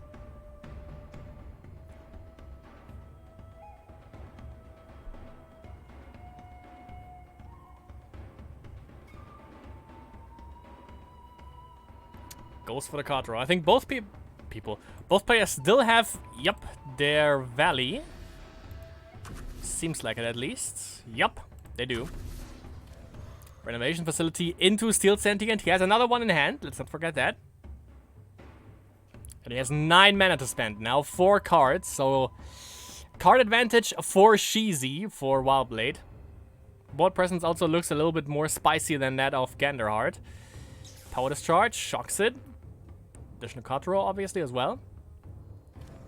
Another Steel Sentient. So we have 2 5/5 Sentients, which easily deal with the Reincarnation Spirit. And the armor, again, on the Djinn. Could actually also put it on the Steel Sentient, but alright. He's down to 6 HP now, Genderhard. 2 cards, 2 Steel Sentients on the enemy side of the board. Not really possible, I think, to come back. Yep, that's a resign. That's a resign, my friends, and that's a win for Mr. Wildblade. Wildblade going strong with a 2-0 over Genderhard. We have Stalyar losing to Ginger Raven 2-0, so congratulations, Ginger Raven. You did a good job there. Ginger Raven with 2 points. This is interesting. Oh, and Lyri's 2-0 against Cruel Tech. So Cruel Tech is sadly out of the competition now. And the last game going on is Lucy B against Andriola. Let's see what they are doing. What the hell is that? What in the name of everything that is holy and Jesus and religion? Lucy V, Order Rage, Burning Rage with Amaric. We have apparently 2 Forced Labors. And Andriola resigned. Andriola with mono order soldiers. That is weird. If anything is weird in Masters, this is. But apparently it worked. And apparently my client is bugged. Well then, that screams for a quick refresh right there. Okay. Going right back in. And I think that was round 2. Not sure if they have if it's 1-1 between these two. I didn't really pay attention there. Which doesn't come as a surprise. Because I never pay attention in the first place.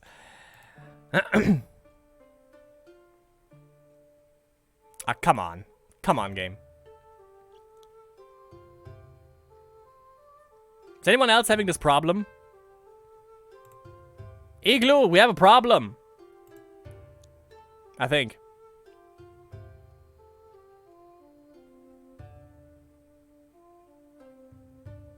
Well, that's... Oh, no, man. I'm back. Let's see if I can actually... Yeah, okay. Okay, everything's good. Igloo, it's good. It's all good. And it's actually there was a second game, so we get to see a third game between these two. Okay, pretty, you know, 2-0 down the line from between the 1, 2, 3, 4, 5, 6. Yeah, between the first 6 combatants right here. 2-0, so clear wins. And then we get to 2-1 category further down.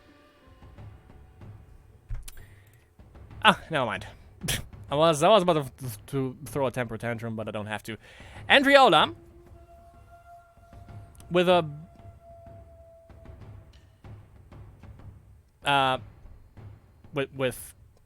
with a random aspect. Maybe just didn't draw a shrine. Oh, kind of suck. And Lucy V. But then you would just go for mana, wouldn't you? Usually. Maybe he doesn't need it. Maybe he doesn't have Holy Radiance. It's just a good board clear spell, alright? So we have Lucy V with Enoch, with, Burning Rage with Marek, which is kind of weird. But it worked. And Advanced Darius got banned for Andriola. Berg Smash, which I assume is this deck, just got banned. He won one game with Amen, which is probably Mono C, maybe with the light blue splash with the Catacomb Keeper and the was it Underground Maze or was that Dominion Corruption? Not sure. But with the Shrine resource for Wisdom and Corruption, and for Andriola we have Mono Order Soldiers. With also some random aspects, it seems. And the good old Steelnor is hitting the board. We have Lucy V with Hate Crabs. Nature Corruption. So yeah, we're gonna see some spice there.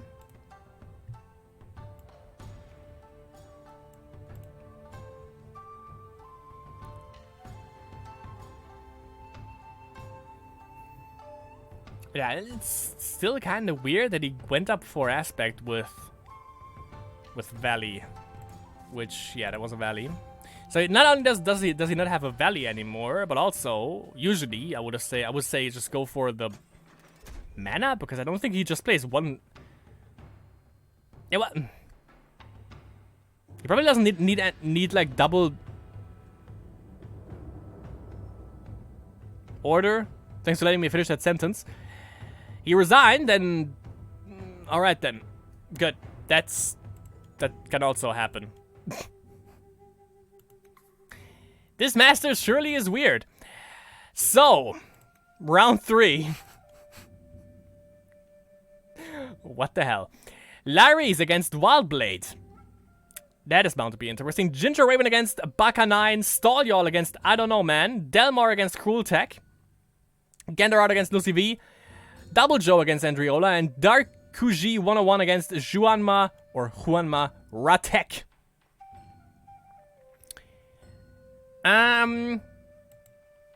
What would we go for? And we go for whatever Fuzz and Jotto don't go for. So if they go for Larry's Wildblade, we just go for Ginger Raven and Baka 9. Baka 9 we haven't seen yet, so that would actually make sense. Stalljarl and I don't know man also sounds pretty spicy. Stalljarl apparently with not the best deck decisions today. At least it appears that way. And Cruel Tech also has been a little bit betrayed by his decisions apparently.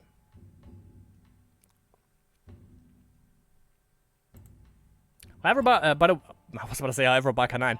However, by the way, Cruel Tech turned out to be my my guardian angel last stream when I was actually able to beat Stalljarl after Cruel Tech showed up in chat. So once again, thanks for that. That was freaking awesome. What do you mean? Of course today. He won once. Jesus Christ. It's not like he's still playing Mono Rage Rush and what was it with him? Rage Rush? Wisdom Dominion Control? The third one was a little bit of a toss-up every time, but usually it was Shamans, but since they are out of the meta, what else did he change to? I know he played that, not the Regiment, the Nightmare Stallion one. No, oh, I thought you were referring to Cruel Tech. No, I meant Cruel Tech. I thought that was what was your... I thought you were referring to Cruel Tech and not to Stalljaw. Yeah, Stalljaw is just all over the place. We know that, though. That's just how he is.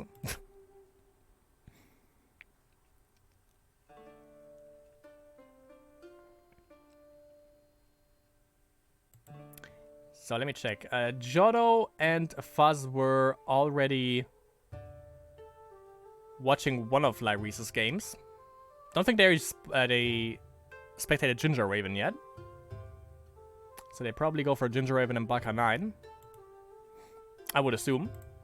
But I don't mind it. I don't mind it. Lyrise is one of my picks, actually. Lyrise and Ginger Raven. I voted for these two.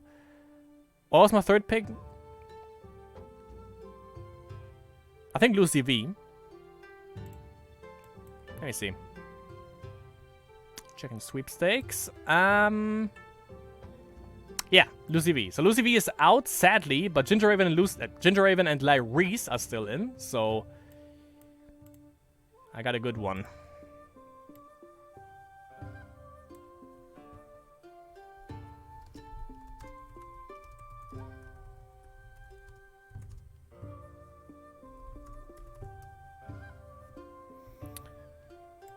So let's clear it up. So until I get a response, I'm just gonna hop into Bakanan and Ginger Raven for now. And Ginger Raven with Monodominion and Advanced Neva. Bakanan with Enoch and Advanced Darius. Obviously Burke got banned. Obviously for Ginger Raven and his lineup, Armin got banned.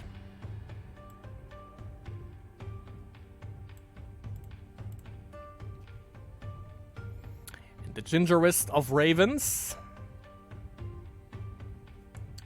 going up against potentially Hate Crabs, which apparently is back in the meta, at least in a Conquest setup.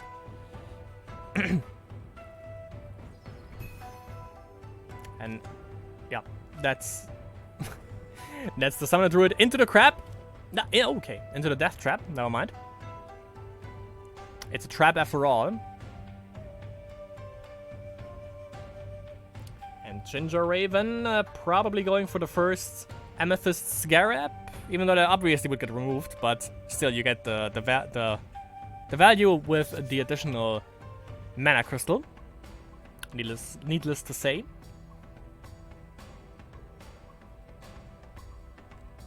And it also deals with the jungle death trap that way.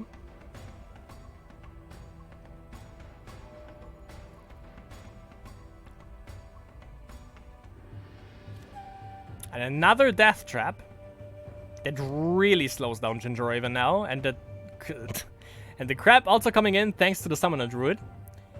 So he can also go face with the Summoner Druid for 1 damage each turn now, which is basically 2 damage with Druid and crab. Amethyst Scarab probably next for another mana crystal, basically. Could actually also go up Aspect, wouldn't matter too much.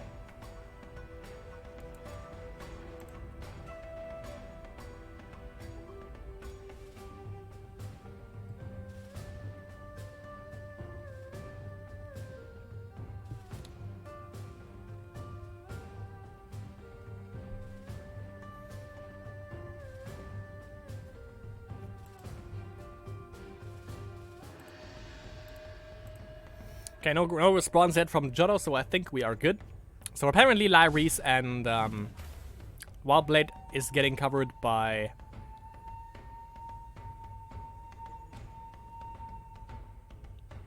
Wait, was it? Wildblade... Yeah, Wildblade and Lyrise. You can check that out over at Spellweaver Official. And he actually grabbed the good old Jungle Death Trap. Alright. Threw in a Death Curse Shaman.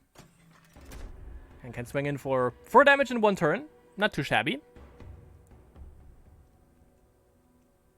Ginger Raven, however, with 2 aspects, 4 mana. So Cataclysm next in 2 turns is actually possible.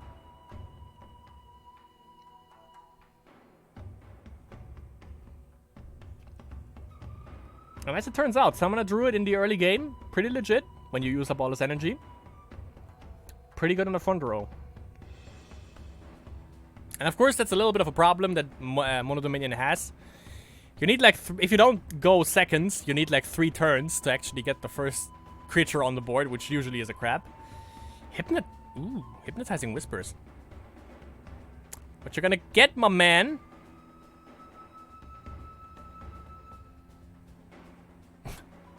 It's so hard to say goodbye to the ice cream man. Don't you hear the music? Gets a flesh sculpture, Reno. Not too shabby, would probably back row it. Oh, Temptress of the Seed. Ooh. Ooh, I like it. I like all of it.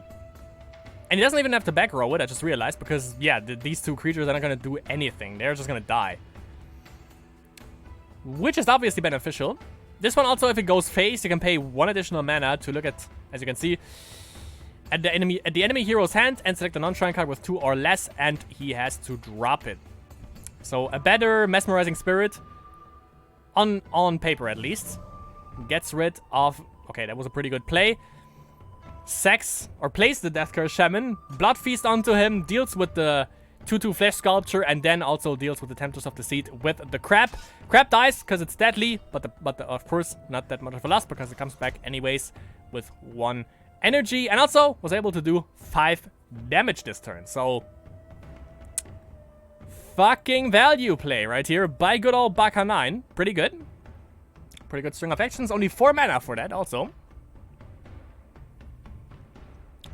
So also not on the pricey side of things. But now, of course, hero ability is on cooldown for 2 more turns. Cataclysm! Definitely necessary.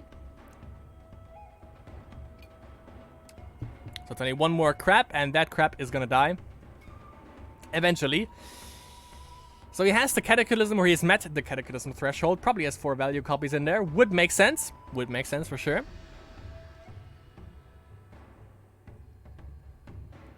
Elvish Champion, none of the buffs. Always kind of sucks. Spore Shepherd. Alright. Alright, we're coming in with the big guns. He's gonna sack that crap. Get 2 Shooting Sprouts, and this game is on a roll for Baka 9.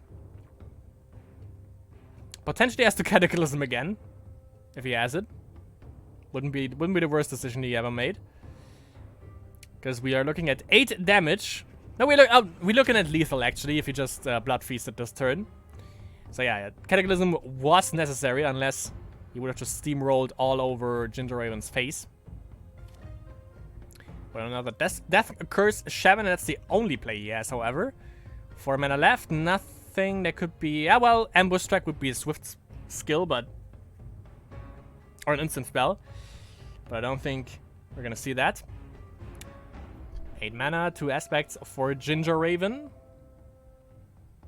Slowly coming back into the game. Cleanse is a little bit excessive, I would say. But, okay, manages to get Temptress of the Seed out.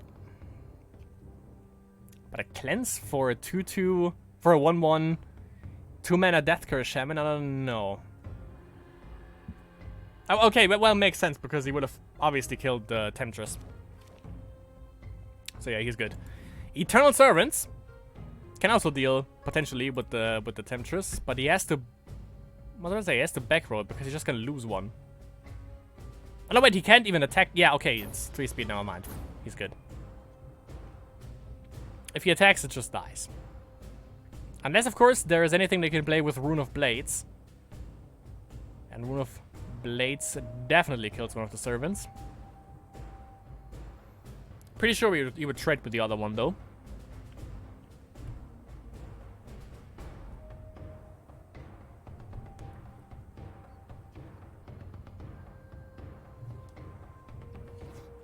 So Tempting Lure gets another Flesh Sculpture. So we're gonna see if he actually trades off both servants.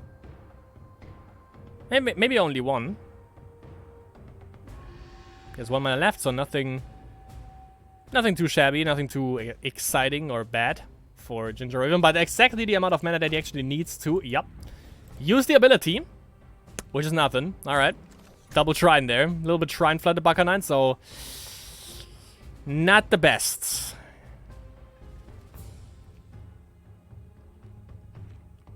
Not the best outcome for Baka 9. It seems to be a win for Ginger Raven so far.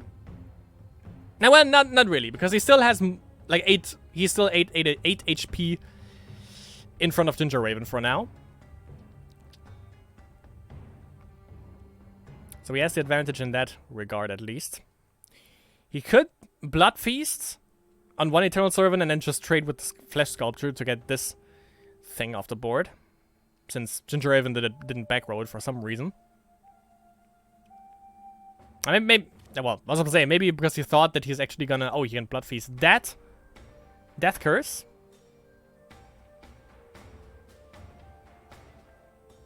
Which he should, yep.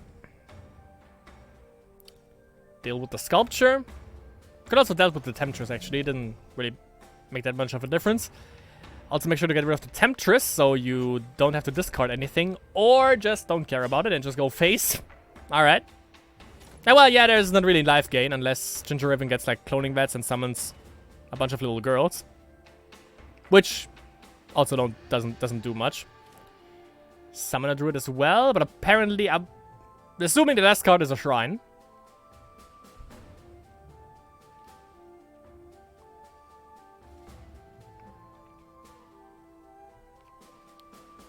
So you can actually just go in for beats, but...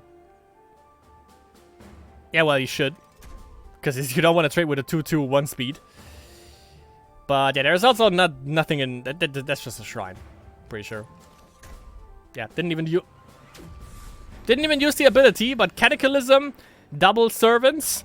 Gives him a little bit of life. Hypnotizing Whispers gets him a good old crab for Ginger Raven. So that's one less crab for Baka 9. Let me actually turn on the lights here. Getting spooky.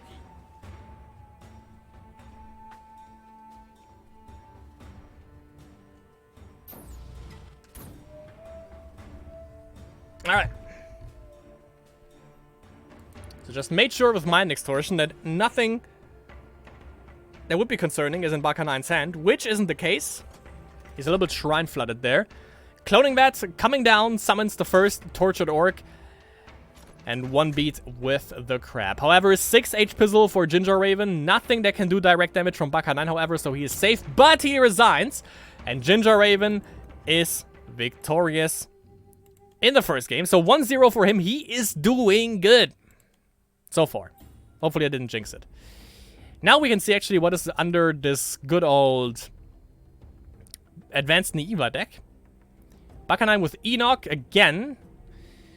Oh god.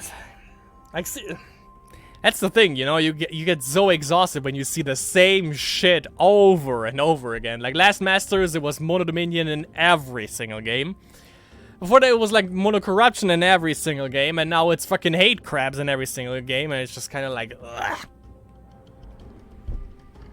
But at least Ginger Raven is providing us with something spicy that is not Hate Crabs, so thank you for that.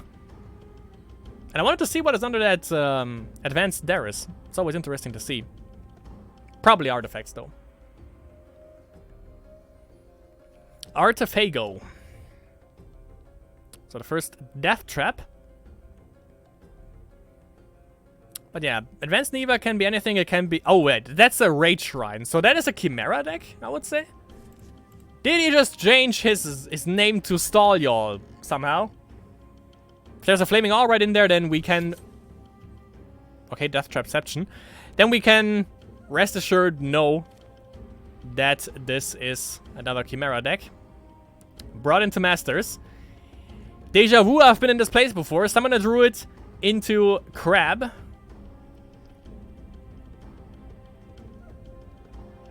And Ginger Raven, what you got? I'm seeing a Rage Shrine. Rage aspect coming in. For a Flaming Alright. Maybe, maybe not. Ah, there it is. That's number 1. Let's see if Nostra Giant is active again.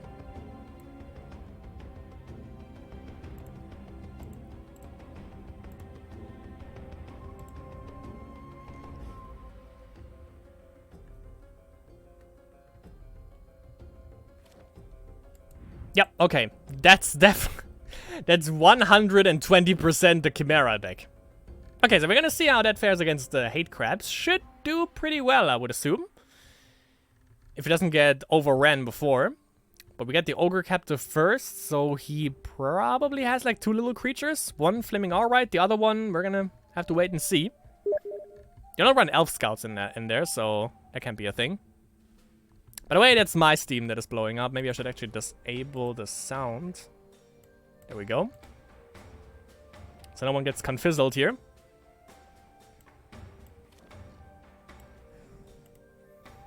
Okay, we have Death Curse Shaman coming in. Also, Spore Shepherd. Sacrifices the first Crab and the Summoner Druid. Probably goes for the Summoner Druid first, however. Make sure to get beats in. Can't block anyways.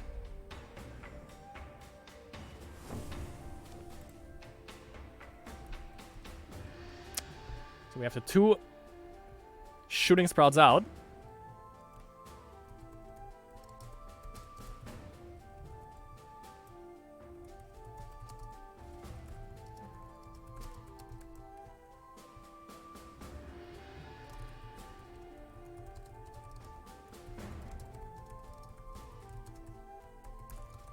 Alright. So 3 mana.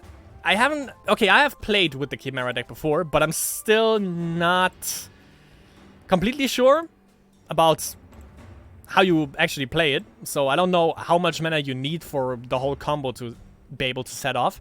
I know you can embody the Chimera with the Flaming Alright, which is why you play it with the Flaming Alright. And also because the Flaming Alright also gives you an additional ability for the Chimera. Or he's just playing something completely different because there is a freaking Goblin Merchant of Souls in there. That can also be a thing. Thanks for that.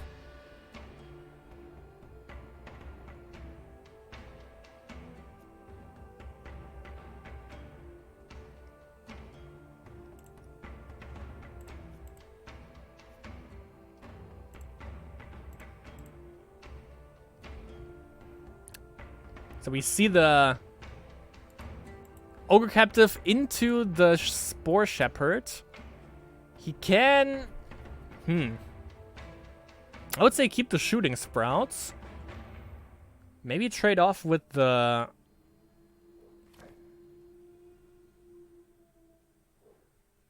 with the 2 Shooting Sprouts. I'm not sure if I like that. Maybe I would have gone actually for the Death Curse Shaman. If anything, he definitely would have traded off with the Plague Crab, I think. And then just use Blood Feast on maybe the Death Curse Shaman to buff up the plants, and then he could have gone in and just traded 1 plant for the Ogre Captive, but obviously that doesn't work. Plague Warders, that's the first Jungle Death Trap counter. Or trigger, rather. 2 damage coming in, so not that big of a threat, but of course his merchant is gonna get removed, but he has 0 energy anyways, and he did what he could so far, so not that big of a loss. And that's 2 more Shooting Sprouts, by the way, now for Baka 9. And another Plague Crab. Just for good measure, and he needs 1... I know that he needs 1 more aspect, actually, to play the Chimera. Which doesn't do yet. So maybe it's really not a Chimera deck. But what else do you run with Rage then? Do you just like toss in a bunch of fireballs? Because, you know, it's kind of a waste if you don't...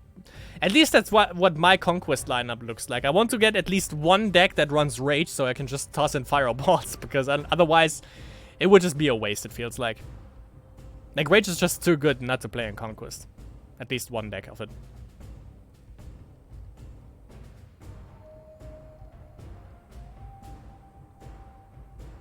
And let's not forget, by the way, Blood Feast is up for Baka 9. So he has that next turn. And he can buff up those plants, like, to a ridiculous amount. Like, I think there are, like, 2-4 then. It's pretty intense. Yeah, should be 2-4 when you use Blood Feast once.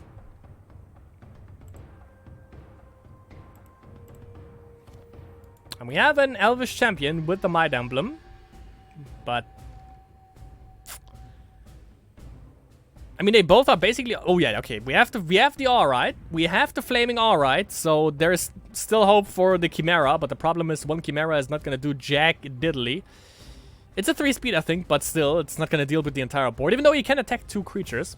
Now that I think about it, yeah, you can just basically target these 2 and then do damage with the Flaming Alright and kill those off.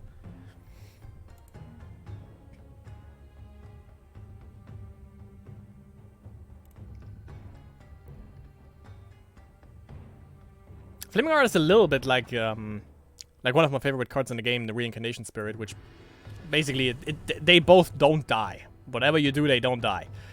The funny thing is, by the way, if he actually plays Alright, or not Alright, Chimera, it's not affected by Jungle Death Trap because Chimera is a 3-aspect creature and Jungle Death Trap only deals with 2. So that's the Alright under Elvish Champion. We have Blood Feast, 3-4 actually, not 2-4, a 3-4 Shooting Sprouts for Baka 9. That is lethal. But only if he attacks with everything, which he can, so yeah.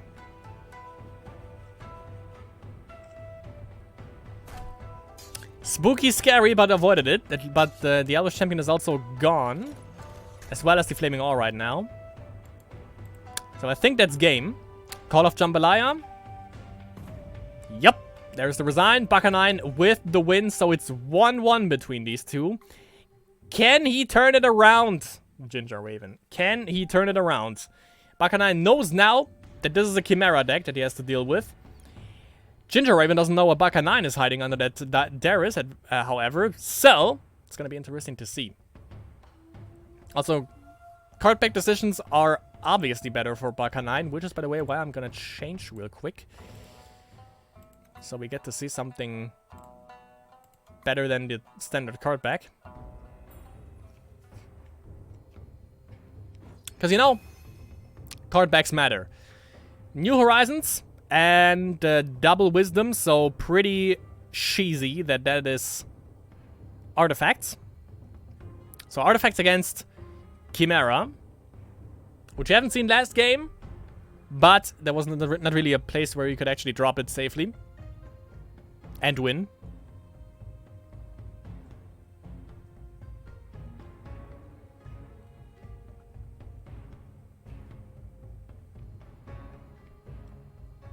Doesn't even drop the Alright. Maybe he doesn't have it. I think one more aspect and he can actually drop the Ogre Captive as well. We have 2 aspects for Baka 9 and New Horizons surely helped him out. Field OP. Okay. That takes it.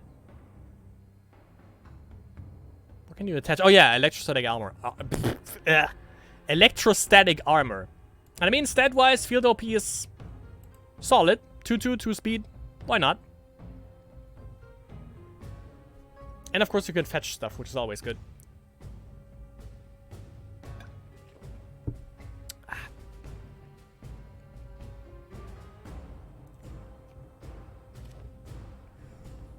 So summon a druid into, yep, there it is. Ogre Captive, 2 aspects, 2 mana. Pretty good.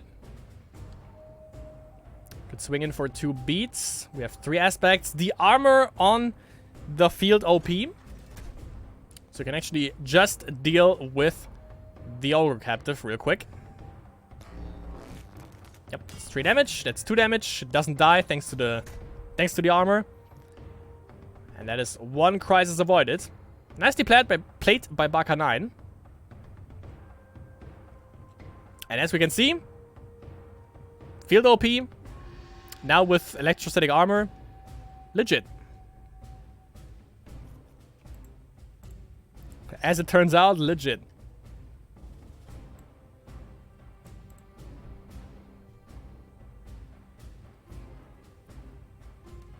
Now, of course, it's Ginger Raven's time. Looks just like that this deck, maybe that's also probably why Stolior lost. I don't know if he lost against his own creation. Not sure if Fast and Shadow covered that game. Probably not. But it just seems like that Alright deck just alright, that Chimera deck just takes way too long to actually get going, considering the current meta. Maybe. Merchant. And he can get back... Oh yeah, he can get back the Ogre Captive. Goblin Merchant into... Goblin Merchant. Summoner Druid into Elvish Champion. Didn't front row it, however, which is a little bit bad. Because he could have still swapped out with Merchant of Souls if he decided to try to... Oh no, wait. It doesn't even die. Never mind. Thanks to armor, this thing doesn't even die now. So the thing is basically 4 HP, right? No, 5. Yeah. Reduced by 3 damage, so basically 5 HP. Power shot onto the charged alright. Legit. Deals with the merchant. So it's not artifacts, it's just energy list, I guess. I like it. Okay, doesn't have any mana anymore, but of course can swap out with the field OP, which doesn't die thanks to armor. I totally forgot about that again, even though I just talked about it. I liked it. I like it. Can the Chimera deck ever kill that field OP?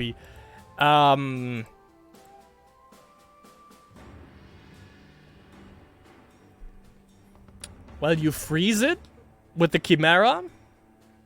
You can deal 1 damage, but it's ping damage. And it blocks with just like the Flaming Alright 1 damage, which is obviously blocked. And Chimera does 4 damage, I think.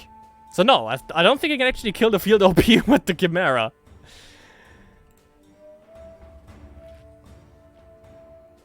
Don't you need more than 4? Oh wait, it's reduced by 3, never mind. Yeah, but if he goes up 1 more aspect, then he's basically safe with the field OP. Yeah. So yeah, if he goes up 1 more aspect, I don't think there's any feasible way for him to actually kill off the field OP. Jungle Death Trap also. Right into Doggo.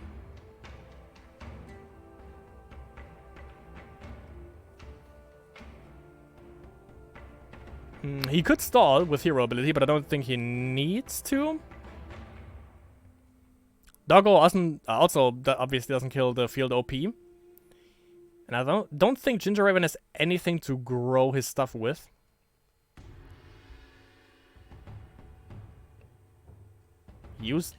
Oh yeah, I was about to say, he used Energy Burst on something, obviously on the electrostatic armor. Goes with Power Shot again on the charged alright, kills off Doggo. And I think now it's on to kill the, Death Trap. Use the electrostatic armor twice. With the energy you just gave it, with Energy Burst. Kill off that. And that's it for the Death Trap. Did you just snipe it once with the armor? No, never mind. Oh, but it costs two energy. Okay. Okay, makes sense.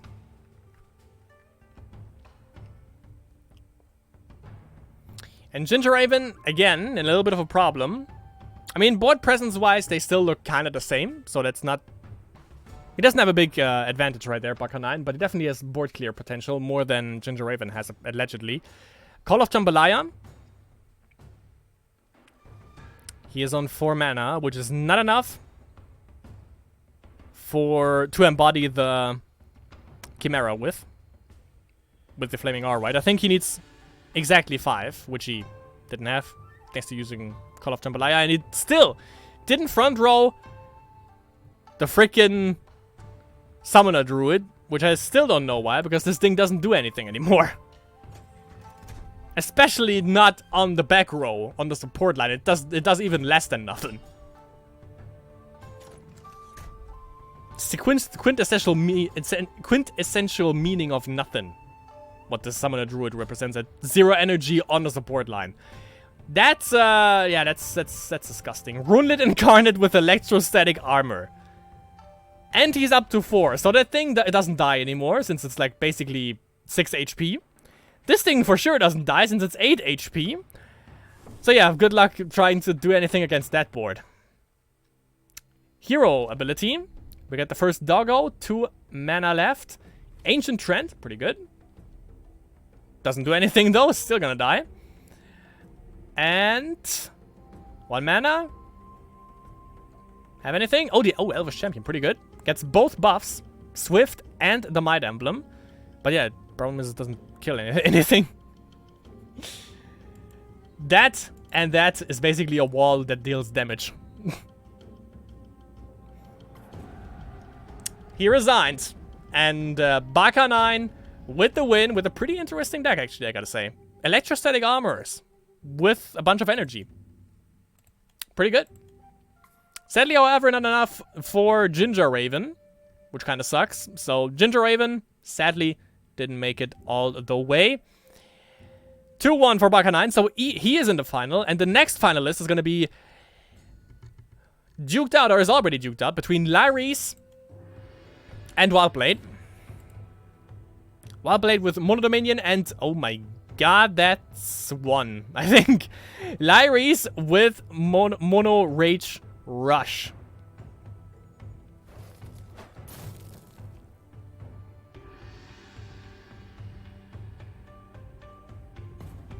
He doesn't have the second Fireball. Alright, I was about to say. And the win for Wildblade. So, Wildblade against Baka 9. In the final. For the title.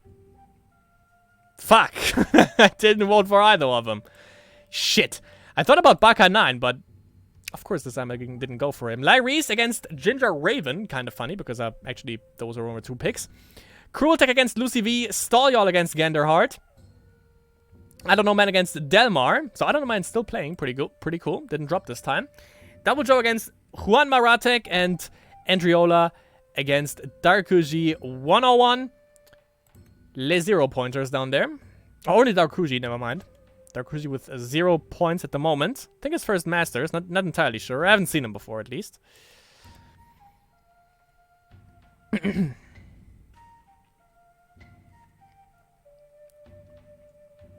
Wait, hold on, what?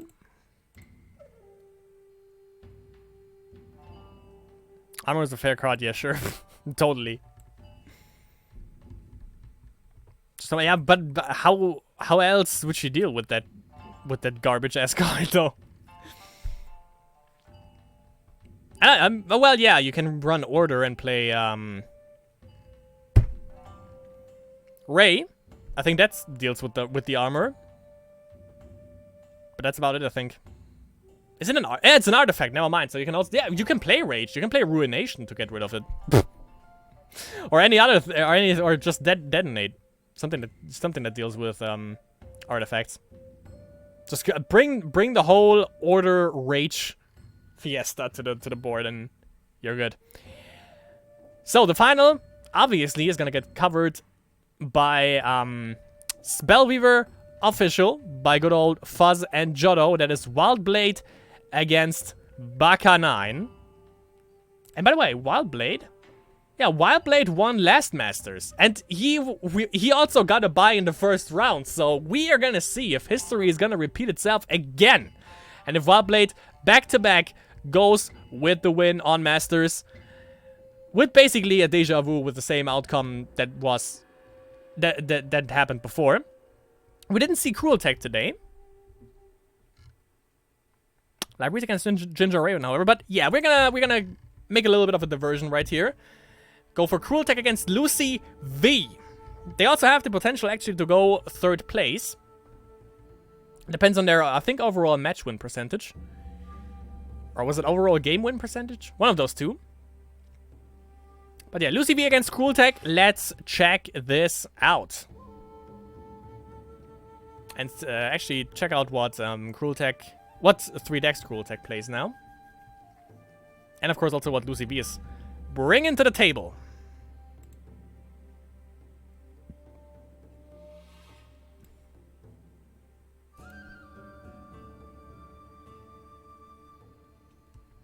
Yeah, against the against Mono Dominion it doesn't really work because they have Helm. Corruption though. How would Corruption deal? Oh, well, yeah, you can snipe with fumes. If the creature you put armor on has 2 HP. Or shrink it also with Word of Pain. Since, yeah, fumes is not a ping spell. So yeah, that would work. And yeah, Dominion just uses helms anyways to get the creatures, so yeah.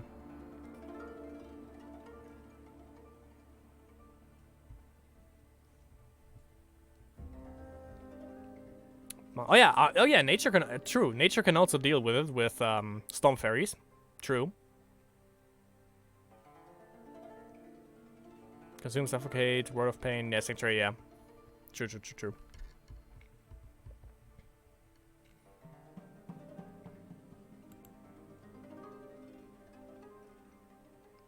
Yeah, well, it depends on what you put the armor on, though. It wouldn't have killed the field OP since it's two level, though. So Harpy wouldn't have worked. Shaman, of course, yeah. Genderheart. That's not what I wanted. I wanted Lucy V against Cruel Tech, but apparently they take ages. Let me see what these two are playing. Or what they banned. 1 turn heal. It's kind of intriguing, but no, we already made up our mind. Let me know how the match went against 1 turn heal, good old Ginger Raven. Lyrese and Cruel Tech. Let's see. Lyrese. Lucy V and Cruel Tech, obviously. Cruel Tech with Armen. So Mono C, Dominion, with Dominion got banned. And we have Berg Smash and, yeah, the Armen deck. And oh yeah, Lucy V, that was the Burning Rage one. So we can see how Burning Rage with Order and... and friggin' Amaric works out. And we have also another Darius deck for him, which I think was Artifacts. Which apparently is also now back in the meta. And Cruel Tech probably is like, wait. Rage? Wait. Burning Rage? What? We see how he attempts to deal with this nonsense. Oh, a Vulture. And oh, that's a pretty good mill. Got 1 Fireball and 1 Arcane Summoning right in there. Pretty good. We know, however, that he has Marked by the Gods, so if he decides to grow that, not gonna survive for too long. Detonate on top. Actually, Druid. Okay. Oh, and we have good old Twilight Guardian right here. The 4/3. Manipulates top deck, gets Forced Labor. Pretty good. Not sure if you want to use Detonate now, because... yeah. Number 1, you have Marked by the Gods, and number 2, you need Detonate to actually get some beats in with the Tortured Orcs in the first place, so... makes sense, so beans. Symbol of Fury also on top deck, so... pretty good. Pretty good for Lucy V so far.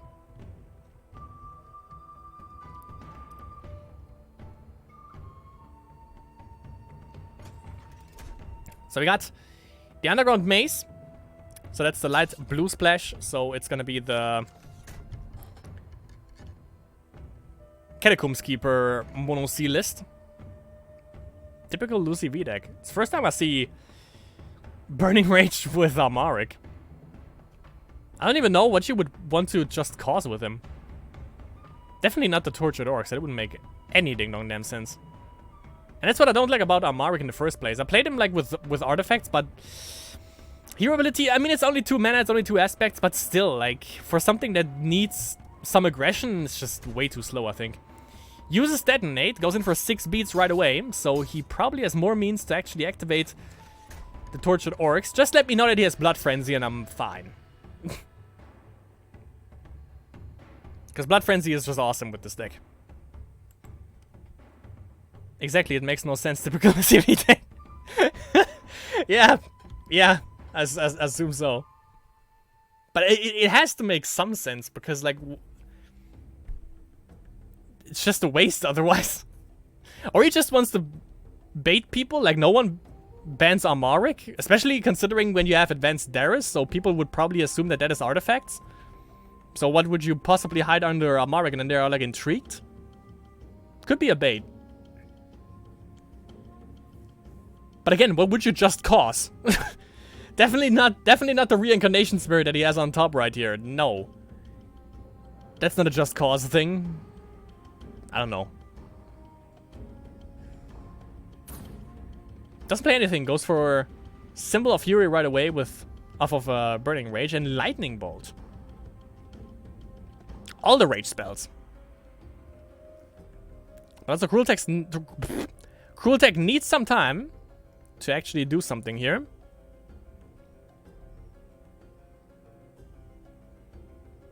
I think it just decided to draw. Oh yeah, I got Igloo. So he probably has the Catacomb Keeper already. Fireball to the face. Maybe he's gonna. Okay, Symbol of Fury. So does he have the Fireball? Is the Fireball? The Lightning Bolt he does plays it. So make sure that he can't transform next turn. He has lethal on the board if he has something to activate the... But Detonate would work. Detonate would be lethal. Pegasus Regiment off top deck. Doesn't do too much. Unless he can draw it. But still then... well, yeah, then... Yeah, of course, then the Tortured Orchestra are online.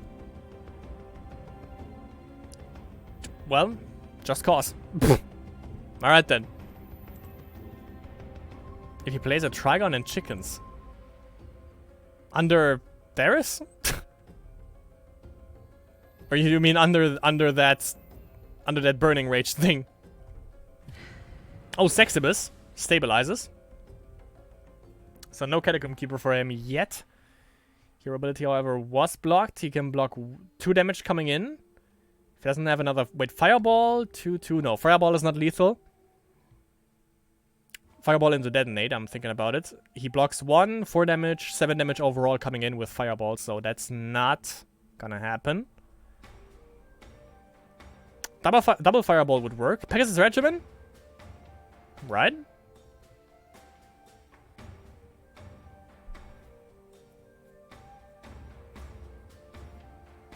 So just go all out, I think. Or not.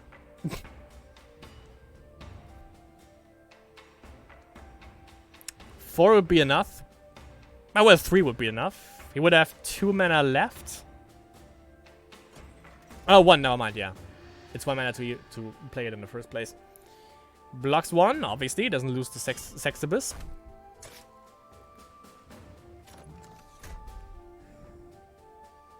Symbol of Fury deals with the Sexibus and 2 additional damage to the face. Another Sexibus is kind of required because he is in Fireball range.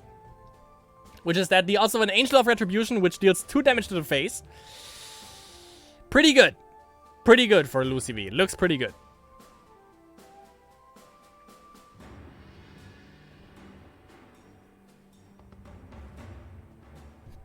He definitely can play Catacomb Keeper. That's not what's gonna work. He doesn't hit the O, so he has to use Valley for mana.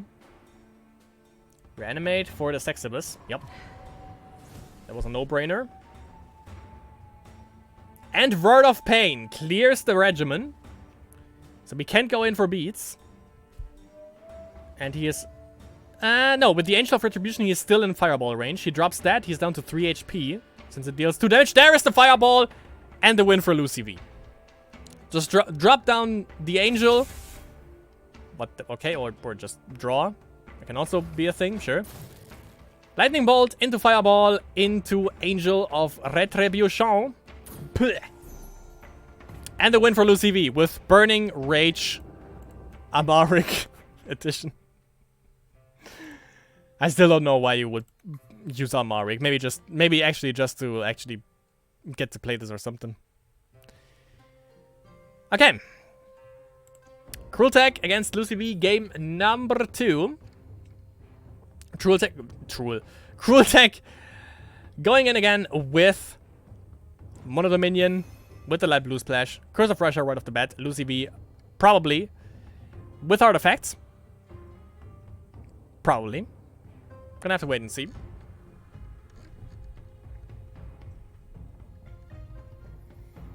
Could also be 1 turn heal. I mean, yeah, sure. There are order cards in, not really, in the Amarwick deck. But nothing that you would need in one turn heal. Removal wise. Maybe the Ray. But yeah, it's artifacts. Okay, never mind then. Artifacts against Mono C. We've seen that before. Or a similar one, at least. Against Control. Gets the Valley. Has to use the Valley, so Valley is gone for Cruel Attack. Pretty bad. Manages to get down the Death Curse Shaman, though. Definitely something you want to consider.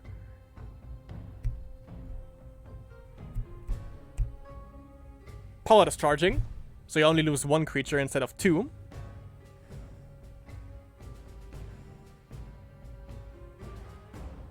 Which he does. Definitely a deja vu. I think we've been in this place before today.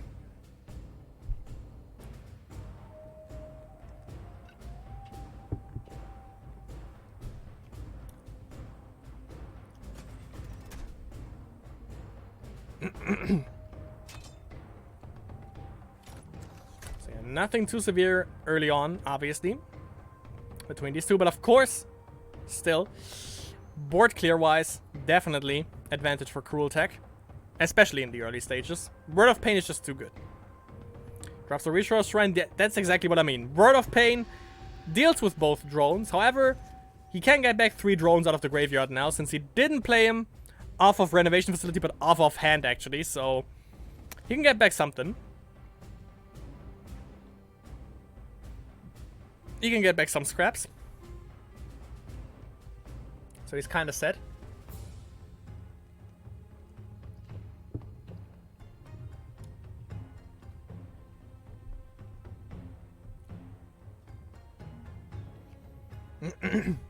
But nevertheless, a little bit atrocious. Lucy V definitely runs there's the Curse of Rasha for the New Horizons. Definitely runs Prosperous Ruling, by the way. That's what that second Order Shrine definitely tell me now. Renovation Facility. See if there's another Word of Pain. If there is, it's gonna be pretty funny. There's the Igloo. There's another Curse, which is always bad if you happen to play Wisdom.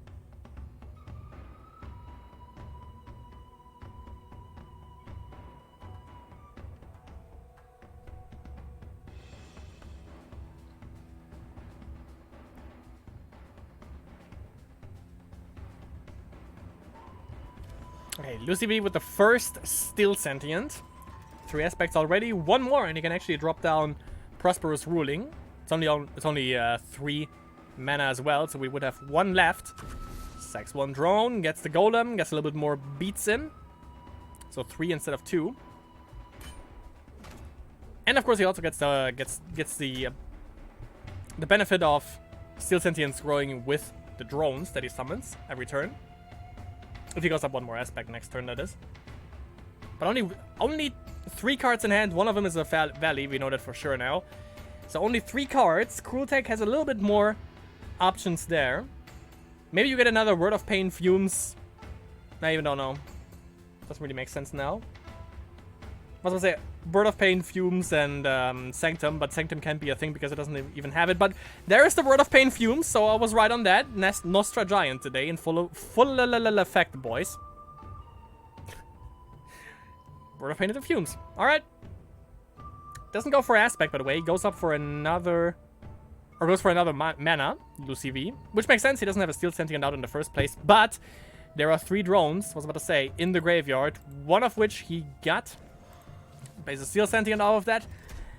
And 2 damage coming in again. So a little bit of a problem for Cruel Tech here.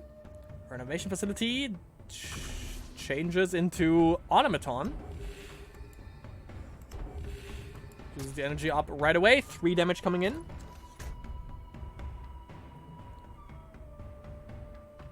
That's a 1/1 Automaton. So basically everything kills it. Again, Word of Pain into Fumes would be a good thing. Fumes obviously onto the Steel Sentient then. But decides to change. Advanced Zash is the way to go. Exactly. Thank you, Cruel Tech. Finally, someone that doesn't make me look like a complete idiot.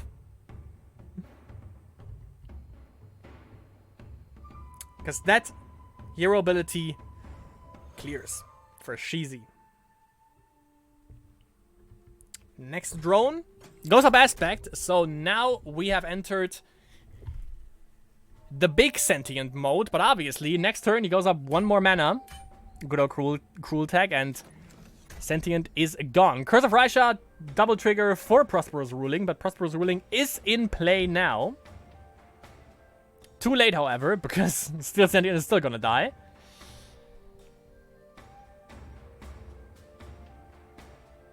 If he would have played another creature, which he doesn't have, obviously, he has 2 mana left, then he obviously would have... Still sentient would have been safe.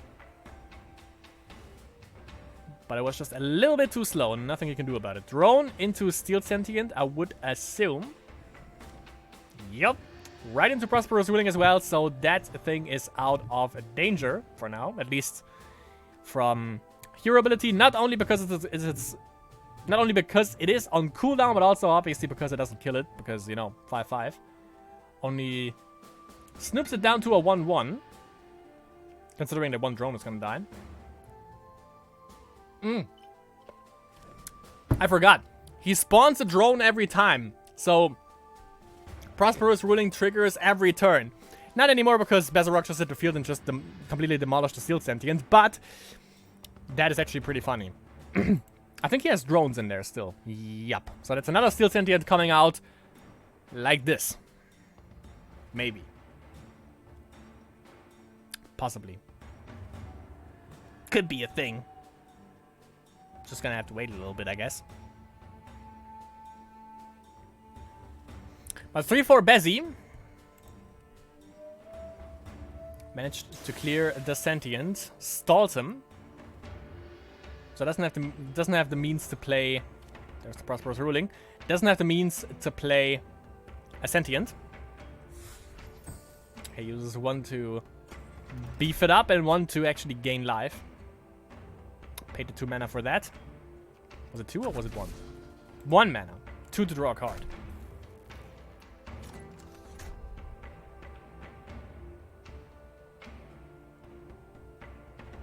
Oh, and so in 1 3/3 Golem, which completely obviously obliterates Bezzy.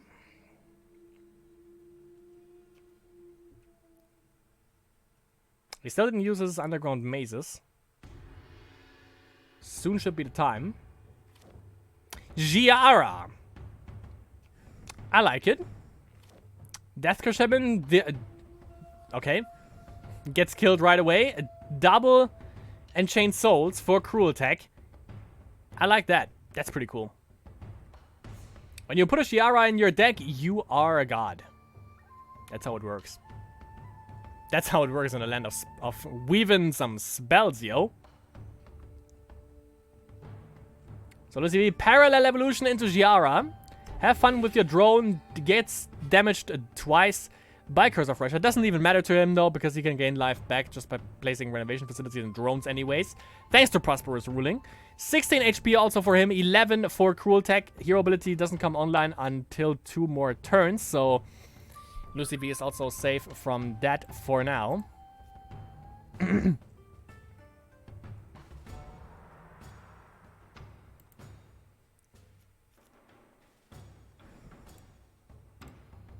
Whoops.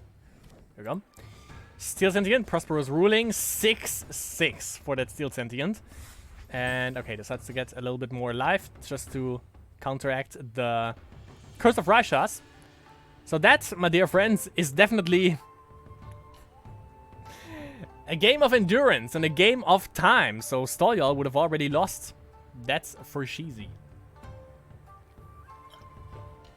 It's a game without end. Lucy V just downplays the enemy until he wins, it seems. It seems that there's no conceivable way for Cruel Tech to actually win this. Which is kinda disgusting. Let's be real. Because BT Rio is the master on the beats. So he trades everything to actually make sure that 2 creatures die. Yeah, literally trades off everything. Nope, can't do. Renovation facility for that drone, and that kills off Bezzy. And the drone is changed side, it seems. Not sure why it's on Cruel Tech's side, but I think it's gonna be... What? Why is that drone on Cruel Tech's side? What?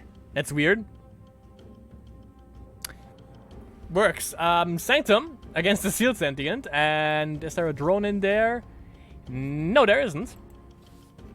So he can't cheese it unless he has a Sealed Sentient in hand, which could be a thing.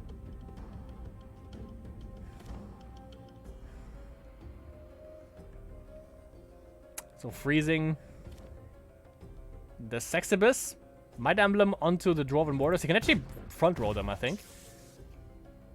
Weasley snipes it down. That's the drone he attacked with the Giara. Oh, okay. I would say fucking value. I will get a drone for sure. Steelnor Innkeeper. Shuffled some stuff back into his deck, okay. Into Cruel Tech's deck, that is. So he can't reanimate them, maybe. And I think that was the Giara. Yep, it was the Giara. Prosperous Ruling Trigger for the drone, so that's a 2-2. So yeah, really good pod presence now for Lucy V. And he has, I think, the potential, if I see it correctly, yes, actually has the potential to drop down another Steel Sentient next turn. So that's also a threat.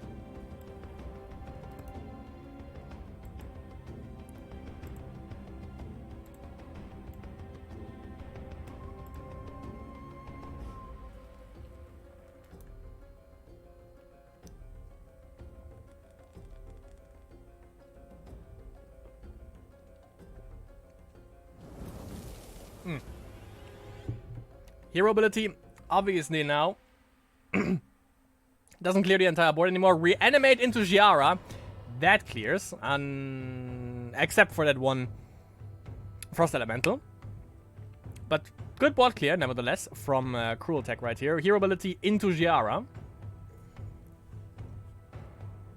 And it all comes down to the question if there is a drone in there. And there is.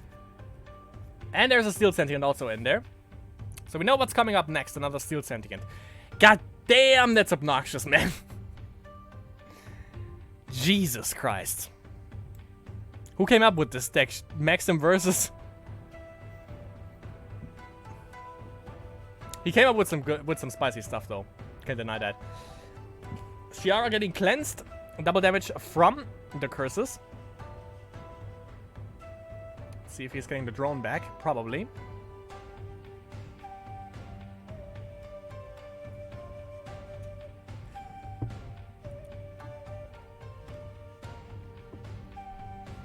So the drone is back in his hand.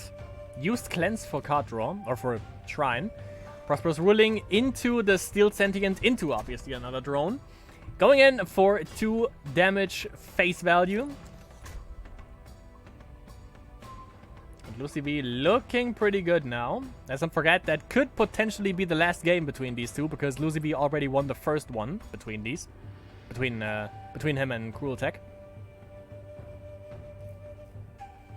So Cruel Tech in a finicky situation right here. Consume Spirit would help him out tremendously. Would definitely get rid of that Sentient if he has another creature in play, in hand, that is. There's the Underground Mace. That is the Catacomb Keeper, I think. Should be.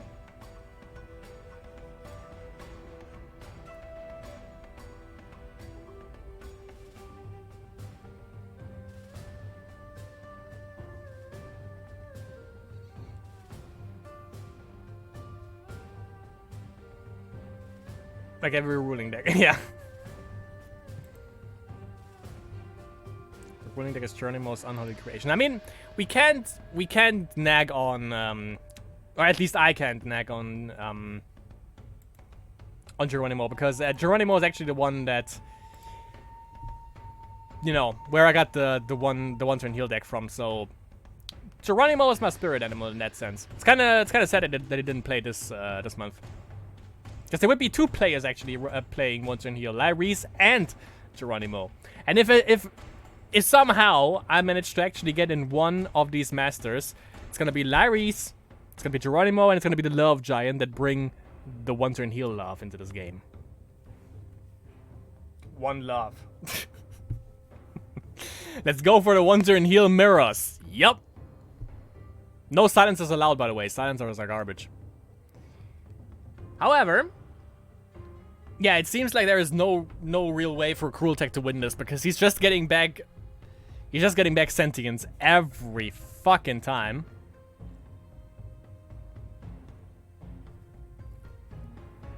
And he's actually also ahead in terms of HP, Lucy V, by 1, but it's something.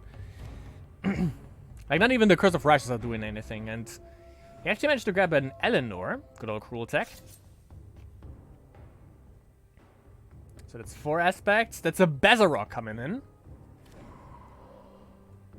And he is going for the for the sacrifice. Survive, what the hell? Obviously, gets the other 2 creatures, keeps the sentient. Prosperous Ruling triggers for the drone. And let's check how much cards he has in hand. Cruel Tech only 1, so limited possibilities. He could have backrolled the Bezarok, Igloo it. He could have Igloo it right away, actually. But he kept one card and 3 mana, but it's probably just a Shrine. I think he's just baiting. Could be like that 1 mana Frost thing, which I totally forgot the name of. Stalls. And he has 5 cards, so definitely card advantage for him. Prosperous Ruling triggers for both, obviously, for both renovation facilities right there. Lucy B swinging in for 7 damage with the Steel Sentient.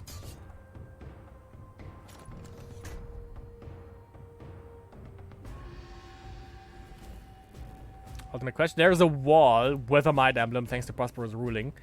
Thoroughly disgusted. He only used up 1 Parallel Evolution, so he probably has a little bit more in there. Iglooing Bezarok takes too long. That doesn't do anything, basically. 2 cards left. 8 mana. He has Sanctum up, but also a bunch of drones to face. That looks... yeah, that looks like game.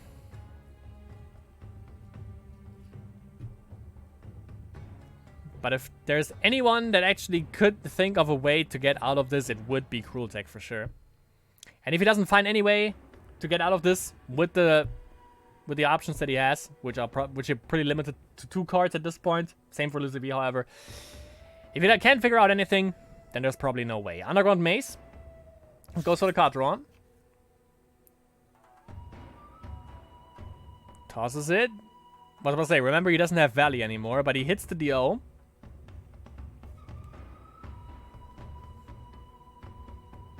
Yeah, Iglooing takes too long. He's gonna be dead then. Especially if he keeps Eleanor back rolled, which I don't think is gonna happen. Word of...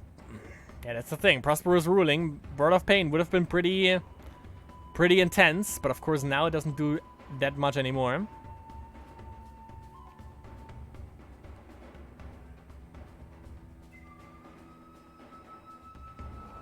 Oh my god. Word of Pain into Suffocate. Cruel Tech might be back. Sanctum. I think that's going to be the Airshed Explorer. No, it's the wall. Cruel Tech clinging on to dear life. Very nice play. Very nice play. Very good. Very good.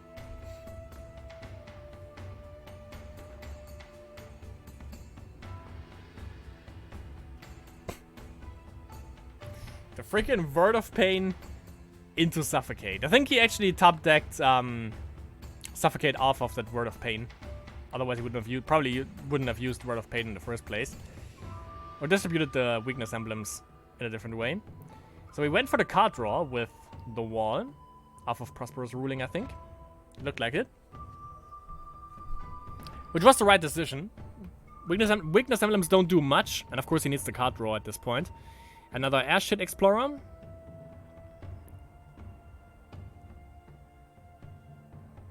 Also the Valley now for Lucy V. Which you can just toss away. God, I should have known it. This game takes ages if he plays artifacts. God damn. God damn, Mr. V. Steel Sentient, Prosperous Ruling triggers for, obviously, Steel Sentient and the drone. Distributes the Might Emblems accordingly.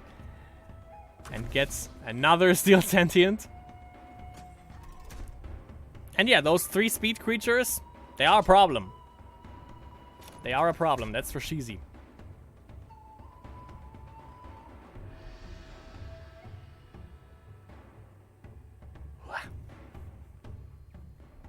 And if he has a drone in there and plays it next turn, which is not a thing, but if he has one in hand, he can play it and then just transform the Airship Explorer into another Steel Sentient and then swing in for 6 damage. Now, well, 11, since he doesn't have a 3-speed blocker. Cruel Tech. So, 3 cards for him next turn. Can he make the magic happen again? I mean, he only needs to take 2 more damage, so it's kind of a lost cause, maybe?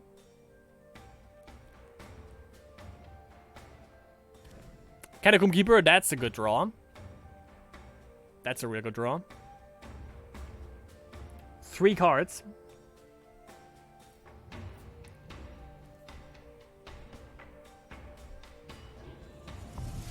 And consume. Sorry. Consume for Bezerok. Deals with the wall, but of course there's a 3-speed Sentient still lingering about, so probably nothing he can do about that. He can Infernal Tribute.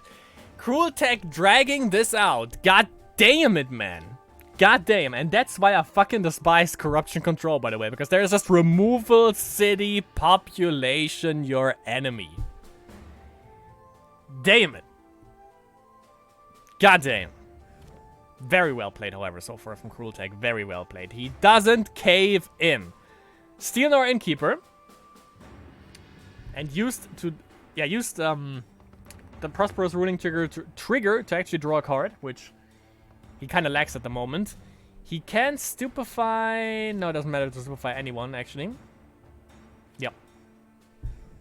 Doesn't have to. Just a waste of mana. Jin with... Why back row a 6-3 of all things? And another 6-3 Jin. Goddamn, son. Keep him front row. It makes more sense.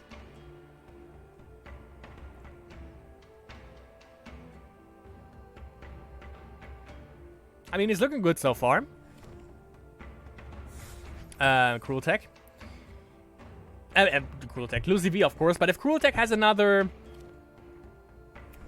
Consume Spirit, it can end up terribly. Especially if he back rolls everything. But he has Hero ability, which clears the 2 in front. Also clears his board, aside from Eleanor.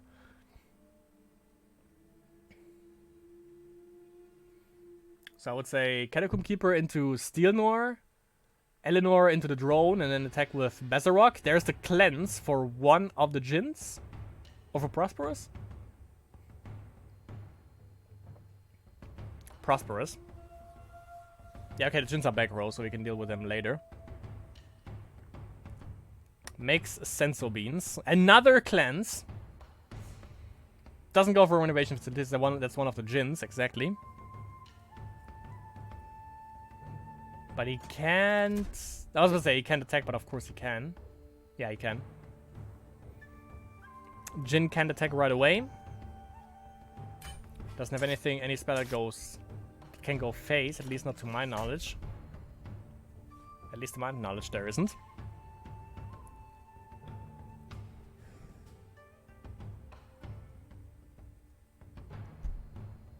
Hit something with the Djinn.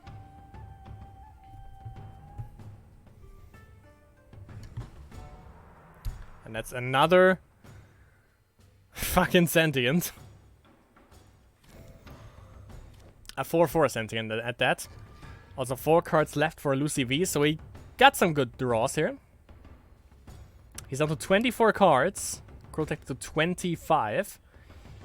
And 2 more minutes, by the way, for each player. Only 2 more minutes. We have the stall y'all effect right here. Dwarven Mortar snipes down the Bezzy for good now. And Parallel Evolution for Eleanor. One of his own, to be precise. That's pretty nice, actually. Usually we see creatures being diminished to like drones or like militias or something, but I like that. Giving yourself a better creature? Sure. Power Discharge goes for the shock. For extra card draw, takes 2 damage to the face thanks to Curse of Raisha, so we can't block with that Catacomb Keeper anymore. But I think he has to pass turn. 3 mana left, 3 HP, Blaze a Drone. Plays it safe. Sure thing. Hero ability doesn't kill any. Kills 2 creatures. Yeah. Dwarven and the drone. Eleanor and Steel Sentinel will both be down to 1 HP. Whereas the Djinn will be down to 3. But he has 4 cards. And can basically choose out of everything. He also has an Eleanor of his own, so let's not forget that. Consume Spirit onto the Djinn, down to 2 HP.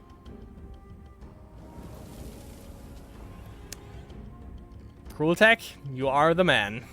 You are the fucking... Oh my god.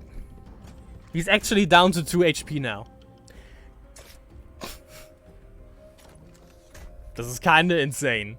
As I've stated, you know, if Krultek doesn't figure out a way out of this, then no one does. He is... Damn. He's in savage mode at this point. And he just wishes for some fireballs, I think. If he manages to win this, then goddamn dude, you have the endurance of 1,000. What can you get out here that would potentially help him out? He doesn't have a Sexibus, so we can't reanimate that. Oh! Reanimate into Death Curse. Reanimate into Death Curse. Kill that somehow. Maybe with a Word of Pain if you have one. So he grabs a drone, grabs another Steel Sentient, I would assume. Yeah, I can see Reanimate into Death Curse if he has a means to kill the Death Curse with. So he needs to have Word of Pain. Steel Sentient, 2 drones, Mortar. Maybe transform the Mortar into another Steel Sentient. Could be a thing. Yep. That's Le Plan. Le. 1 card left in hand for Le Lucy V. Never mind, that's 2. And another Steel Sentient. Airship Explorer. I guess 1 drone in the graveyard.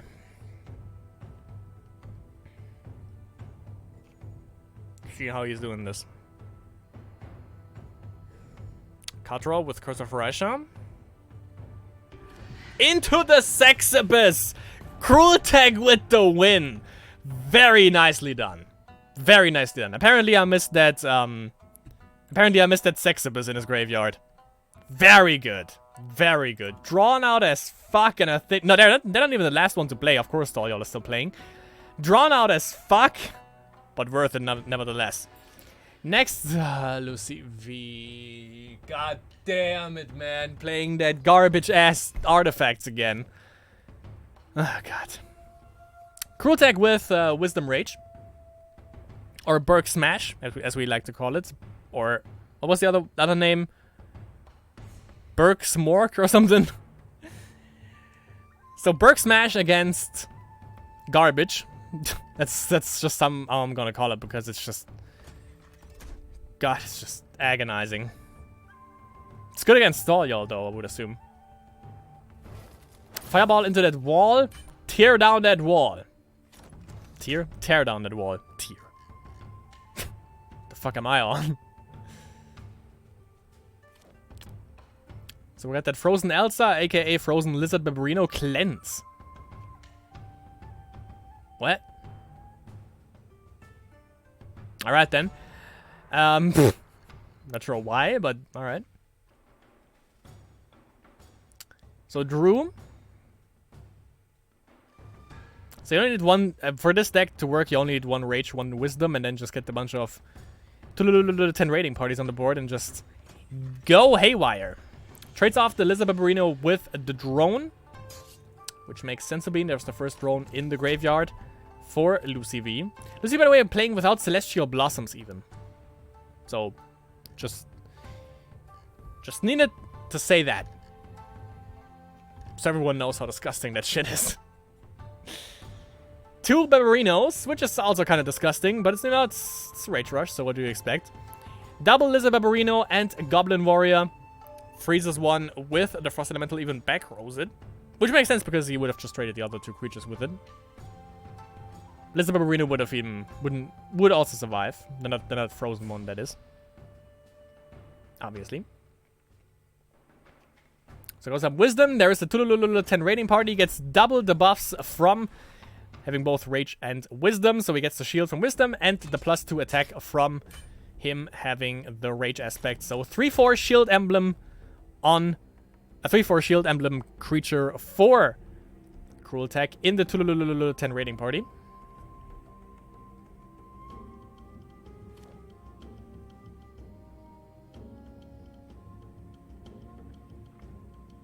Front rowing the Frost Elemental, so that means he has some other creatures probably to play. I would assume so, at least.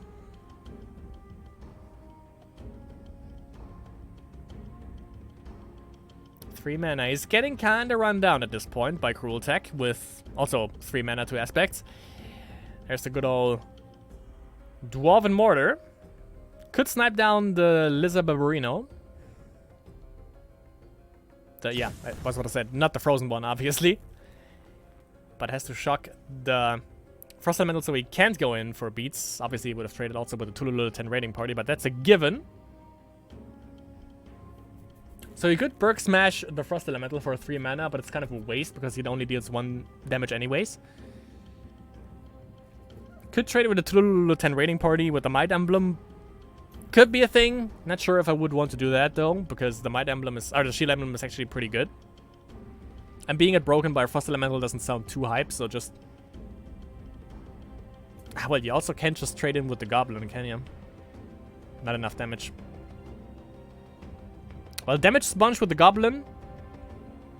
Then Goblin and Barbarino into the Frost Elemental, 10 goes face. Because 4 damage face, he's down to 10. And if you damage sponge the 1 damage from the Frost Elemental with the Goblin, with the 1/2 Goblin, then obviously the Lizard Barbarino is also safe. So, seems fair. 3 mana for him.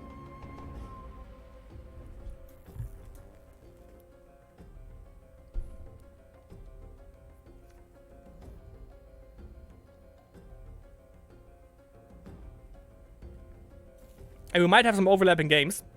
Because I didn't talk to Jolo yet. So they might also spectate Cruel Tech and Lucy V. Let's hope they went for the Stall Y'all game, though. And he just goes all face. Puts the Might Emblem on the Frost Elemental so he can actually block with the Boar Rider.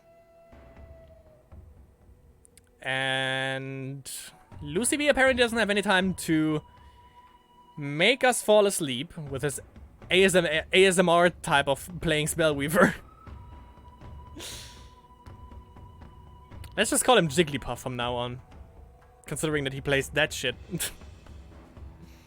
Which kind of puts someone to sleep. I mean, there are people complaining about 1 turn heal, but at least 1 turn heal gives you some spice. This thing is just fucking atrocious to watch. Because it's just the same thing over and over and over again. So Weasley snipes. Maybe now on the Frozen Barbarino. Could be a thing. Or he gets his first Steel Sentient. Since he has a renovation facility out, but I think he needs mana. Yep. He does.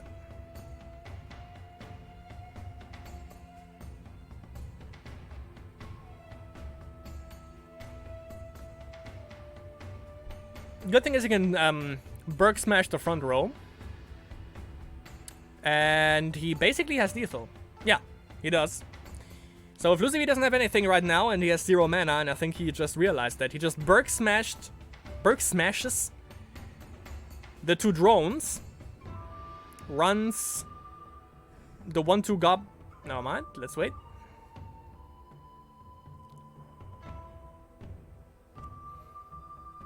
Yeah, he's still 1. Doesn't matter. Doesn't matter at all.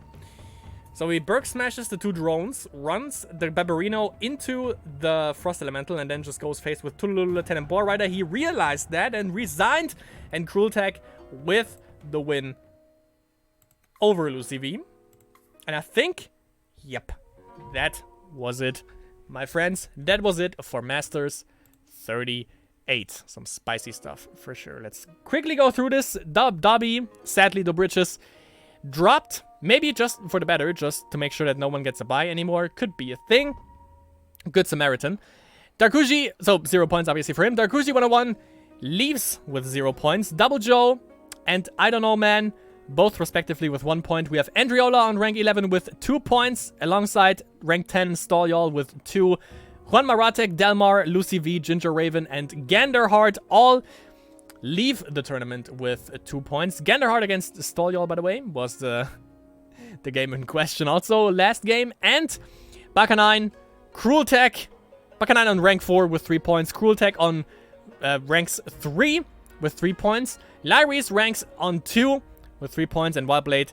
Wildblade again, the winner. The back-to-back win for Wildblade. So congratulations, good old Wildblade. You did it twice in a row with the same thing. You need to have a bye.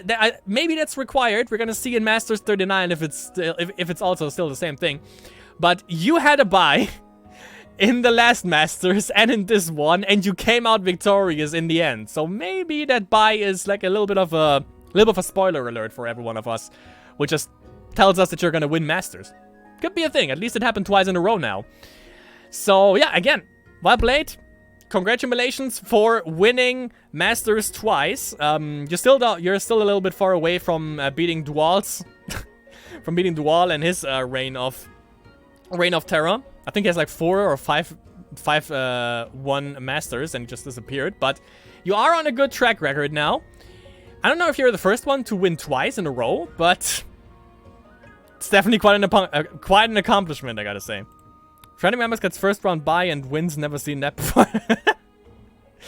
Yeah, like Wildblade did it twice now. But yeah, congratulations. Obviously, I'm gonna be hanging out in Spellweaver Official now for the interview at the end, obviously. Thanks everyone, by the way, for tuning in for Masters 38. You know, there's a little bit of lag that we have to catch up with in for Spellweaver Official, but for everyone, head over to twitch.tv/SpellweaverOfficial for the last couple of minutes from the last game. If you watch this on YouTube, obviously you can go over to the official Spellweaver channel on YouTube to check out Masters, a little bit of some other matches from this Masters, obviously covered by Jodo and the Fuzz. With that being said, I hope you all enjoyed this Masters commentary from me and from Jodo and the Fuzz, of course. And yeah, hope you enjoyed this Masters. There was some spicy games for sure. There was some fucking boring ass bullshit, but I mean, we managed to stem through. Cruel Tech actually also managed to snatch the third place with the last game. So we once again spectated the right game for third place. Ginger Raven sadly fell off a little bit by losing against Lyris. So he lost against one turn heal. So maybe you know, soon, maybe somewhere down the line, somewhere over the rainbow, Mr. Ginger Raven, you might consider playing one turn heal. Come over to our side. We have cookies. And lots of love, because we don't play creatures. We just love to we just like to spread love. That's all we do. That's all we do in one turn heal land. However, with that being said, I hope you enjoyed this Masters coverage. And yeah, I see you all now live. I see you over at Spellweaver Official. And yeah, I see you in the next Spellweaver related stream. or whatever comes next from me on Twitch or on YouTube. And yeah, see you then.